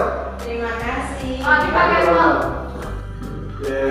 Pinjam sebentar Bu Sumiati ya. Kasih tepuk-tepukannya. Nanti ditebak ya, nanti ditebak kira-kira kontrol yang mana. Adi.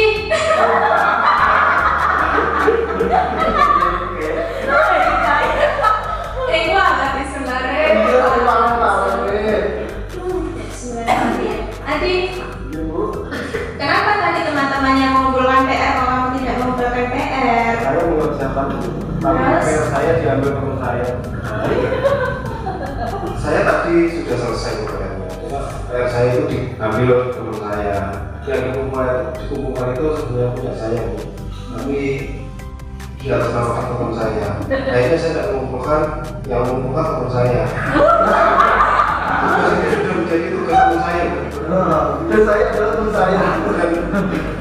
Saya tidak punya tugas saya. Lanjut. Jadi Adi, besok lagi kalau Bu Tika menyuruh kamu mengerjakan PR, jangan mau dipinjam temannya ya. Siap Bu Tika.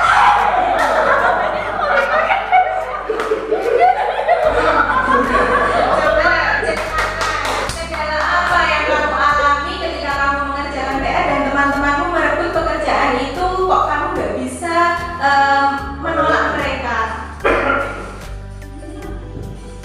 Kan ibu tahu sendiri di kelas saya yang paling pintar Bu.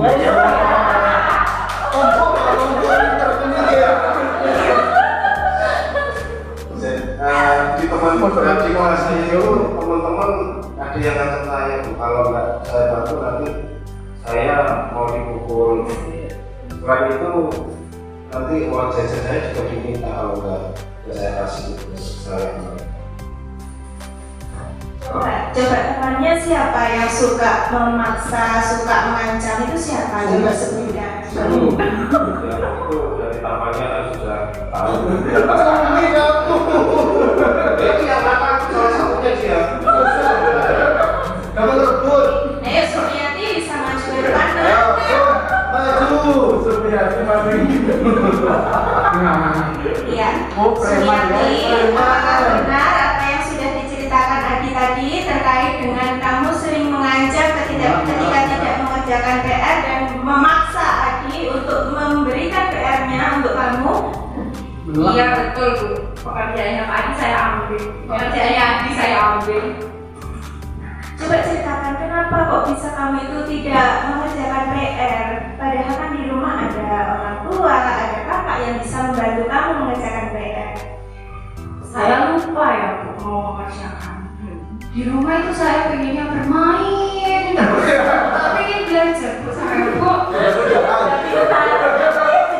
Saya nggak pengen belajar terus di kelas kan nanti paling pintar. Terus pekerjaannya Adi selesai, tak ambil mau aja ya sudah saya mau kamu tuh. Kira-kira menurut kamu apa yang kamu lakukan itu benar atau salah? Saya benar sih Bu, Adi nggak benar. Ikhlas. Ini tak mau aja ambil aku. Ya sudah ambil. Ya sudah saya ngomongkan Bu. Ya berarti kamu cinta. Ya ikhlasnya itu gini Bu, waktu dia minta soal itu gini. Gimana gini? Pamit ya, ini soal. Mana tuh kamu? Aja supir.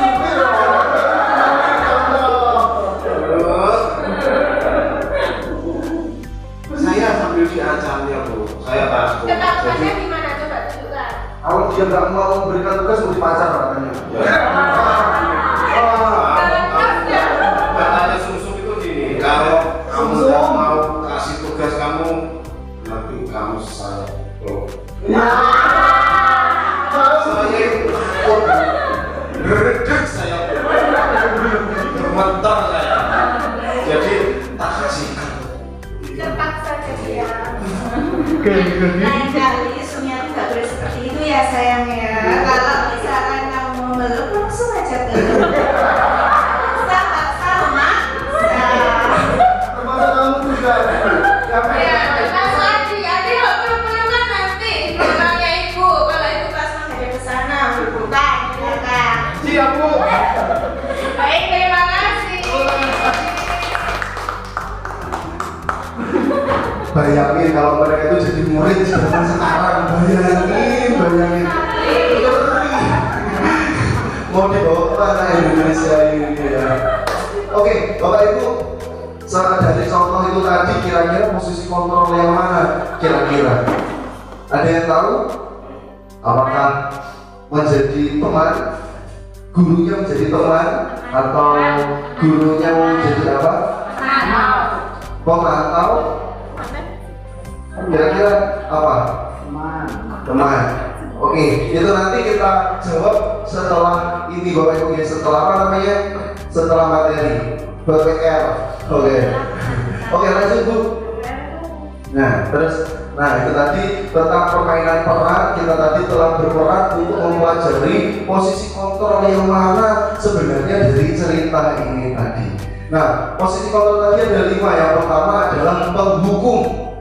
Kalau kita lihat dari gambar ini, Bapak Ibu, kalau lihat dari gambar ini cikgunya sedang marah-marah, menghardik dengan menunjuk, dan tahu anaknya ini sebenarnya takut, tetapi ada wajah marah di situ, Bapak Ibu. Ada posisi marah. Nah, jadi bisa disimpulkan bahwa ketika kita di posisi penghukum, nah, murid itu akan menjadi pendidik agresif dan emosional, Bapak Ibu. Karena kita menggunakan kata-kata yang kasar, menghardik, bicara dengan emosi, kayak gitu. Jadi keadaan ini sebenarnya tidak baik untuk dilakukan. Baik untuk dilakukan di posisi-posisi tertentu saja, tetapi tidak untuk seterusnya, tidak untuk jangka panjang karena dampaknya sangat luar biasa. Saya ingat dulu ketika saya SD pernah dibully oleh bapak guru saya. Waktu itu kebetulan saya ditinggal orang tua di luar negeri, bapak sama ibu. Nah, saya ikut lembah dan ibu itu tidak pernah kirim uang ke saya karena tidak tahu untuk apa. Nah, pakaian ini posisinya sudah gini. Kemudian celananya pun udah kuat. Sampai saya itu dibully di depan teman-teman. Bijak, apa itu? Kayak gitu. Kok pendul? Jangan pakai itu lagi besok. Saya bingung jawabnya. Saya mau telepon orang tua, nggak ada telepon pada zaman dahulu. Sehingga sampai sekarang saya masih di posisi ini, masih emosional Bapak Ibu ya, menjadi murid yang emosional karena keadaan itu kayak gitu. Jadi menghukum ini adalah sesuatu yang tidak baik kayak gitu. Lanjut Bu, posisi kontrol yang kedua. Oke, yang itu membuat rasa bersalah. Kalau jangan lihat dari gambar ini, dengan kita menatap saja busuk.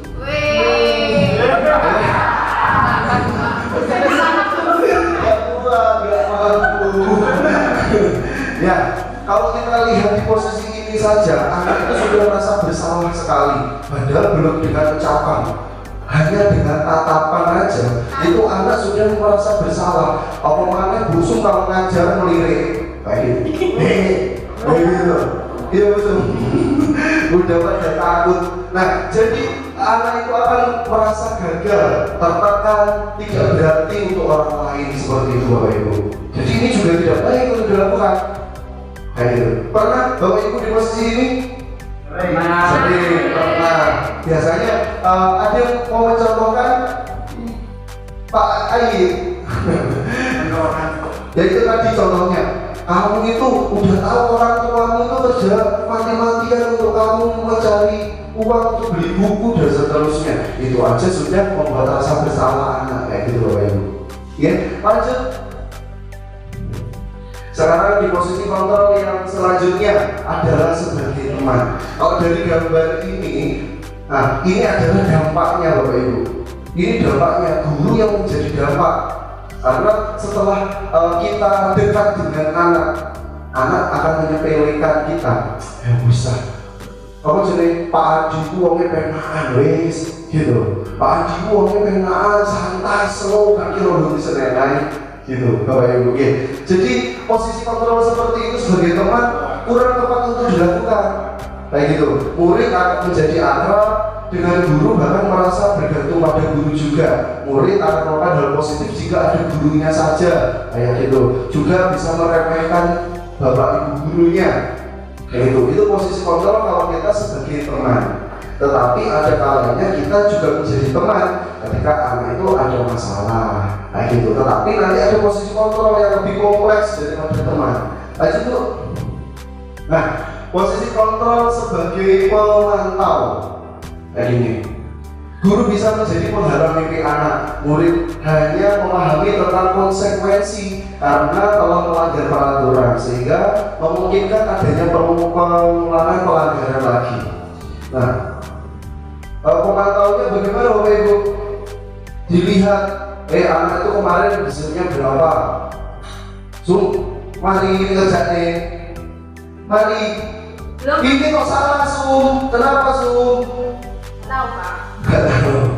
Ya kayak gitu. Jadi kalau kita jadi pemantau biasanya cuma dari jauh, habis itu mendekati, tetapi lebih kepada bagaimana anak guru itu memahami dari konsekuensi itu tadi. Lanjut yang terakhir posisi kontrol, yaitu posisi kontrol manajer Bapak Ibu. Nah ini adalah posisi kontrol yang paling kompleks. Kenapa? Karena murid menjadi nyaman, bertanggung jawab dan memiliki motivasi dari dalam diri sendiri untuk bertindak positif. Kayak gitu. Kemudian murid itu diajak diskusi tentang keyakinan kelas yang seperti sudah diterangkan Bu Rosalina Setorusi tadi. Kemudian memahami kesalahan dan mencari solusi seperti restitusi yang dijelaskan oleh Bu Sumiati. Kayak gitu. Jadi posisi kontrol inilah yang paling tepat sekarang untuk dilakukan. Kayak gitu. Jadi kita itu membersamai anak, memandu anak, menuntun anak untuk menemukan apa solusi dari permasalahan yang ada. Kayak gitu. Lanjut Bu.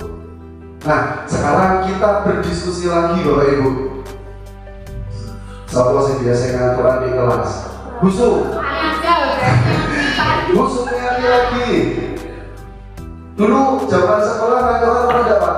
Waduh, ini kira-kira Pak, kalau ini posisinya adalah jenengan, apakah jenengan ini bermasalah kira-kira dari dirinya jenengan sendiri? Bermasalah. Nah, kalau semisal Bu Rosa ini menjadi guru, melihat Pak Ardi, Pak Mardi ini apa namanya? Pak Mardi itu jadi muridnya jenengan, tidur di dalam kelas. Nah, toa. Kira-kira Pak Mardi ini punya masalah nggak sih? Berarti punya masalah. Kemudian ada apa denganmu? Kayak gitu. Ada apa dengan Pak Mardi itu, dan kira-kira apa yang harus dilakukan? Kalau menurut Bu Rosalina, kira-kira kalau Pak Mardi ini posisinya ngantukan di dalam kelas, untuk mengatasinya bagaimana Bu Rosalina? Ditanya dulu anaknya alasannya, kok mengantuk, kenapa, tadi malam apa yang dilakukan, tadi malam tidur jam berapa, gitu. Tadi malam ngapain Pak? Begadang Pak. Ya. Lalu kita dengarkan alasannya dan kita coba memahami, lalu barulah dieksekusi. Eksekusi. Pak Budi sampai ngapain? Bergadang main ya.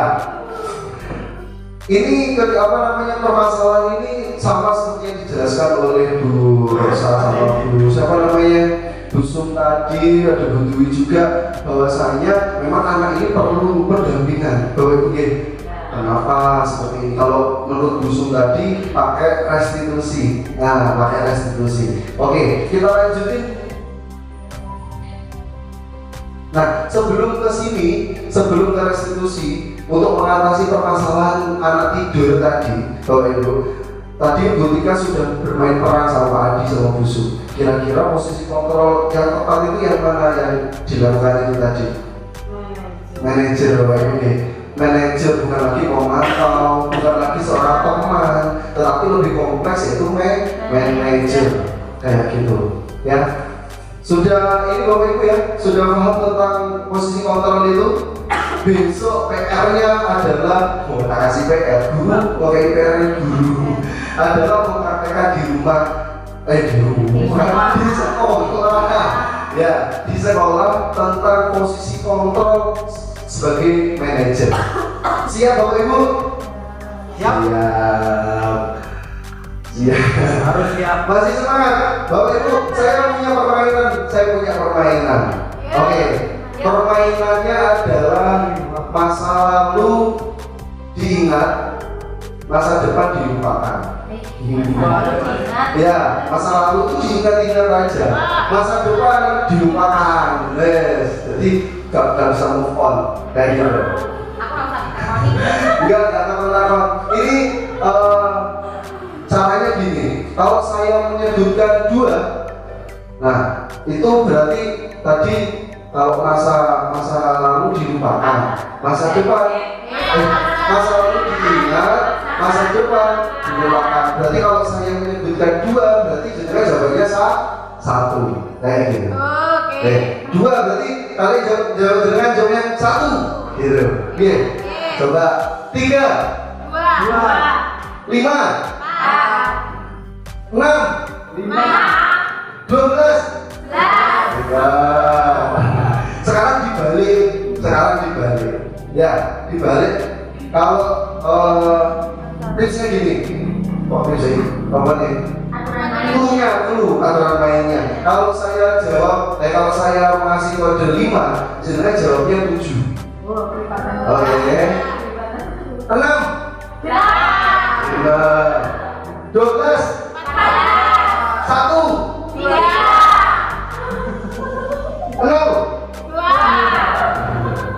Kita Ibu sekarang sudah ya. Ada yang lebih sulit? Kayaknya memahami itu terlalu sulit bagimu. Oke, begitu sulit. Oke, Bapak Ibu, kita lanjut lagi ke materi biar cepat selesai. Nah, segitiga restitusi. Kalau restitusi tadi masih ingat dengan yang dijelaskan oleh Bu Sumiati? Restitusi itu apa? Pak Bu, restitusi. Bu, restitusi tadi apa Ibu? Menyelesaikan masalah dengan memberikan solusinya. Menyelesaikan masalah tanpa masalah. Kayak sebenarnya pemberian. Kayak Nah, jadi restitusi itu tadi adalah menyelesaikan permasalahan menggunakan pendekatan-pendekatan dan strategi yang tepat. Nah, kalau segitiga yang di sini itu ada tiga restitusi, ada tiga cara. Pertama, menstabilkan identitas dulu. Yang kedua, validasi tindakan yang salah. Kemudian yang ketiga, menanyakan keyakinan. Lanjut Bu. Tentang segitiga restitusi. Segitiga restitusi itu merupakan sebuah strategi yang dapat dilakukan sebagai proses menciptakan kondisi menuntun murid untuk memperbaiki kesalahan-kesalahan yang mereka lakukan, dan tujuannya nanti anak itu dapat kembali ke komunitasnya, ke kelompoknya dengan semangat yang lebih baik lagi. Lanjut Bu. Menstabilkan identitas. Ada pertanyaan pemantik di sini, pertanyaan pemantik yang menstabilkan identitas. Ketika ada permasalahan tadi, semisal busung ini tadi, busung ini suka terlambat ceklok, ibu, terlambat ceklok.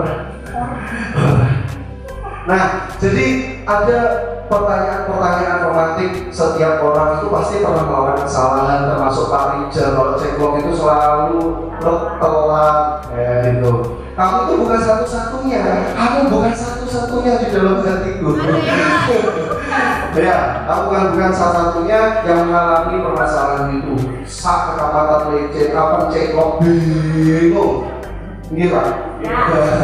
Bingung. Nah, tujuannya itu adalah mengubah identitas anak dari orang yang gagal karena melakukan kesalahan menjadi orang yang sukses, Bapak Ibu. Lanjut Bu.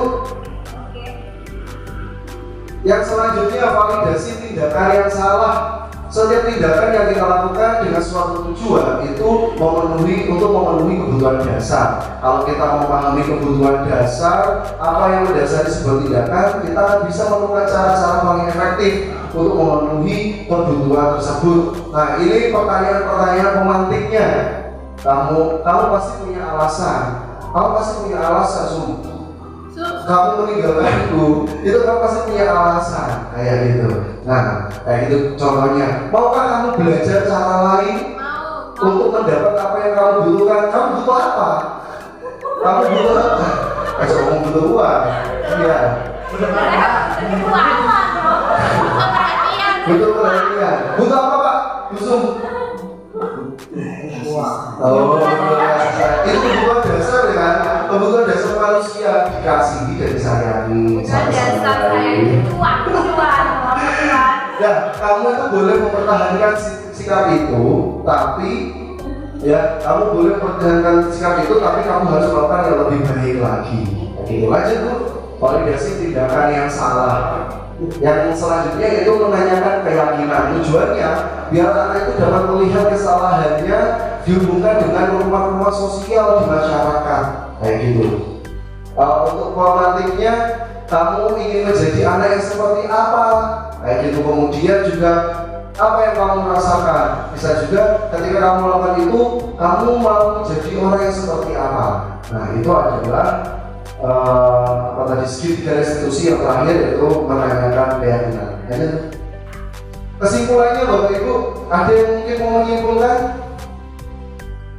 Dibaca aja. Untuk menciptakan budaya positif, maka kita itu harus bisa menumbuhkan disiplin positif pada anak dari motivasi intrinsik, kayak gitu.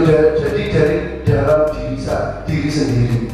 Contohnya jenengan di sini pasti dipaksa sama Pak Kepala Sekolah karena surat undangan ini, ya kayak gitu. Harusnya dilepaskan hal-hal yang seperti itu. Oh, berarti saya itu ditunjuk karena saya itu mampu untuk kesini dan bisa dipraktekkan ilmunya di dalam sekolah, kayak gitu. Ojo karena mesti ada tangani Pak Hari, kata Kojiwal Pak Hari gitu. Nah, jadi kita harus mensadari diri sendiri dengan cara intrinsik itu tadi, motivasi intrinsik, bukan melalui hukuman atau penghargaan. Murid yang melakukan suatu perbuatan bertentangan dengan nilai-nilai kebajikan atau melanggar peraturan, hal itu sebenarnya dikarenakan mereka itu gagal memenuhi kebutuhan pribadinya, Bapak Ibu. Maka sebagai guru kita harus mengambil peran kontrol manajer agar dapat membantu murid untuk mendapatkan solusi atas permasalahan melalui langkah segitiga restitusi itu tadi. Lanjut, terakhir. Belum terima kasih. Generasi yang hebat itu pasti berasal dari guru-guru yang hebat. Percaya tidak Bapak Ibu? Iya, percaya. Jangan yakin saja bahwa saya itu guru hebat, saya guru yang mau belajar terus untuk bisa memotivasi anak-anak menjadi generasi emas. Saya pernah punya cerita aneh. Jadi ada anak murid saya namanya Sumiati. Bukan Sumiati, bukan, lupa, anak kayangan. Itu murid pertama saya. Setelah lulus, kita sudah lama nggak bertemu karena dia mondok dan lain sebagainya. Pulang itu ke rumah saya kayangan sambil lambung kanan saya itu 3 kali. Gini, saya baru tertenyum gitu. Sedih. Berarti ilmu yang pernah saya ajarkan ke anak-anak ini menjadi melekat, yang membekas di hati kayak gitu Bapak Ibu. Dan bangganya sangat luar biasa. Murid-murid saya dulu dari sekolah yang lama sudah ada yang menjadi dosen malah. Saya kesalahan saya kesalahan karena dia ikut kelas yang 2 tahun habis itu akselerasi kayak gitu. Nah, kayak gitu. Guru yang hebat berasal dari guru generasi yang hebat berasal dari guru-guru yang hebat. Bapak Ibu. Itu tadi adalah penyampaian dari saya tentang budaya positif, yaitu posisi kontrol dan juga segitiga restitusi. Bapak Ibu, sekarang kita merefleksikan apa yang telah kita pelajari tadi, kayak gitu. Mulai dari Bu Tika, Bu Sumiati, Bu Rosa, sampai dengan saya. Kira-kira apa yang dapat kita ambil dari pelajaran ini tadi? Kayak gitu. Bu masih semangat? Masih calon guru penggerak luar biasa. Oke, terus Yus mau nulis kesan-kesan. Apakah mungkin saya dan teman-teman yang lain dalam memberikan motivasi tadi Ada yang kurang atau tambahan materi materinya ternyata luar biasa atau bagaimana persamaannya? Sambil menulis, sambil saya mau ngobrol sama Pak Oci. Pak Oci, sini Pak Oci. Sini Pak Oci. Sambil nulis Bapak Ibu. Sudah kenal gini sama Pak Oci ya? Belum. Kenalan Pak. Busuk belum kenal. Nah, kenalkan dulu Pak. Assalamualaikum warahmatullahi wabarakatuh. Waalaikumsalam. Perkenalkan Bapak Ibu semua, mungkin belum ada yang tidak tahu tamu-tamu seperti saya. Nama saya Bapak Ahmad Sugiono, alamat dari Desa Subang. Kegiatannya sehari-hari belajar mengajar di SDN Subang 4. Kita berkumpul dengan Pak Rizal di sekolah SD Subang 4 seperti Pak Didi tadi, Pak Adi itu rekan kita semua belajar di sana. Alhamdulillah dengan Pak Rizal belajar di sana. Kita di sana bukan mengajar Bu, tapi kita belajar sama Pak Rizal Bu. Belajar bersama-sama Pak Rizal yang di sana ya. Jadi alhamdulillah di sana kita senang Pak Rizal ya. Meskipun tempatnya mungkin paling sulit dan paling menyedihkan di sana Pak. Tapi kita happy aja di sana, senang betul dia senang Pak. Karena tugas aja sampai senang. Mungkin hanya itu saja. Terima kasih. Assalamualaikum warahmatullahi wabarakatuh. Silakan coba. Nah, saya ini kan kalau guru penggerak Bapak Ibu. Sebenarnya di sana yang lebih pantas itu adalah Pak Uci. Karena Pak Uci nggak mau ikut prosesnya aja. Kenapa kok saya katakan seperti itu? Karena generasi hebat dari guru-guru hebat, jangan tahu kehebatan dari Pak Uci apa? Apa kan? Kosong. Bapak Ibu, saya bercerita sedikit. Beliau itu punya cita-cita yang sangat tinggi di Kayangan untuk anak-anak Kayangan. Anak-anak Kayangan jangan sampai ketinggalan. Jangan kayak zamanku dulu kayak gitu ya Pak katanya. Zamannya Pak Uci dulu lihat Polres aja belum pernah. Zamannya SD Pak. Baru SMP itu baru dia tahu, oh ini Polres, oh ini Koramil. Betul ya Pak? Jangan yang ceritakan kemarin. Kalau sekarang Bapak Ibu dengan dengan keuangan seadanya, beliau mau memberikan pengalaman kepada anak. Contohnya kemarin hari Senin hari Senin itu anak-anak diajak ke Ketapang untuk lihat, oh ini loh Ketapang, pelabuhan itu seperti ini dengan biayanya sendiri tentu luar biasa. Ya kita kalah Bu, sampai satu kolor ini kita kalah gitu. Ya. Iya, luar biasa. Pak Uci, kita sangat mengapresiasi jenengan. Semoga mimpi-mimpinya jenengan untuk Kayangan jangan sampai terputus pada aku gak anak P3K. Jangan sampai kayak gitu, Pak Uci. Kalau kalau ikhlas dalam melakukan sesuatu akan dapat sesuatu yang luar biasa. Omongannya nek sampean niru guru penggerak, wis kowe nang setiap karya.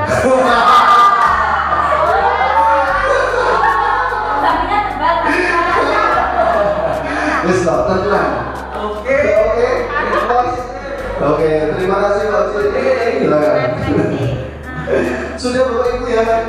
Sudah. Kita ya Pak. Oke, Bapak Ibu silakan ditempel di sini refleksi kita tentang apa yang telah kita pelajari. Sini ya, sini disudutkan sini. Oke. Nah, oke.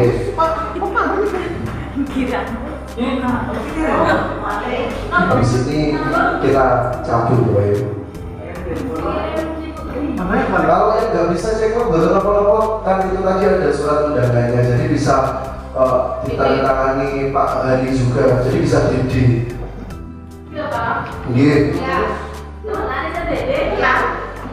Iya. Oke, refleksi. Itu kita baca sedikit-sedikit.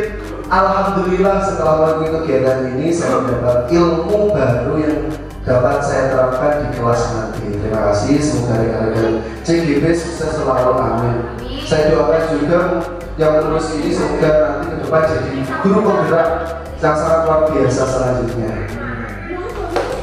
Materi yang disampaikan luar biasa, memotivasi kita sebagai guru untuk memberikan pembelajaran yang lebih menarik, inovatif, meningkatkan semangat belajar sesuai dengan profil pelajar Pancasila. Luar biasa. Dengan mengikuti diskriminasi positif di sekolah, ternyata selama ini saya itu keliru dalam mendidik anak. Bukan keliru, tapi kurang tepat aja ini. Saya jadi lebih terbuka dalam mendidik anak sesuai dengan perkembangan zaman. Luar biasa. Atas doa-doanya, atas semangat dan motivasi dirinya, semoga jenengan semua mendapatkan keberkahan dari ini. Oke, Bapak Ibu, kita tutup ya kegiatan hari ini dengan bacaan Alhamdulillah.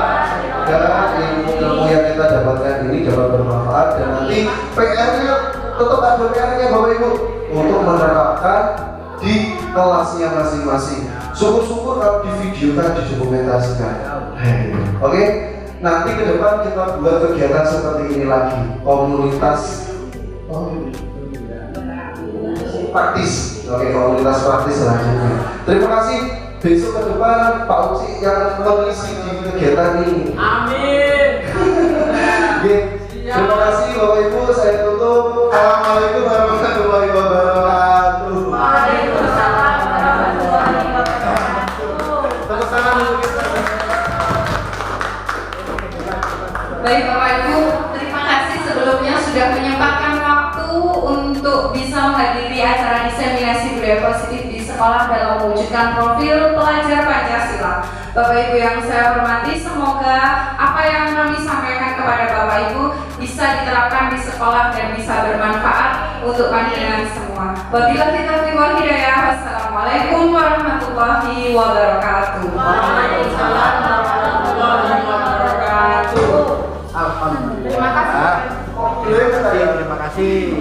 Bapak dan Ibu guru hebat, terima kasih banyak. Salam hebat luar biasa. Tergerak, bergerak, dan menggerakkan. Semoga bermanfaat.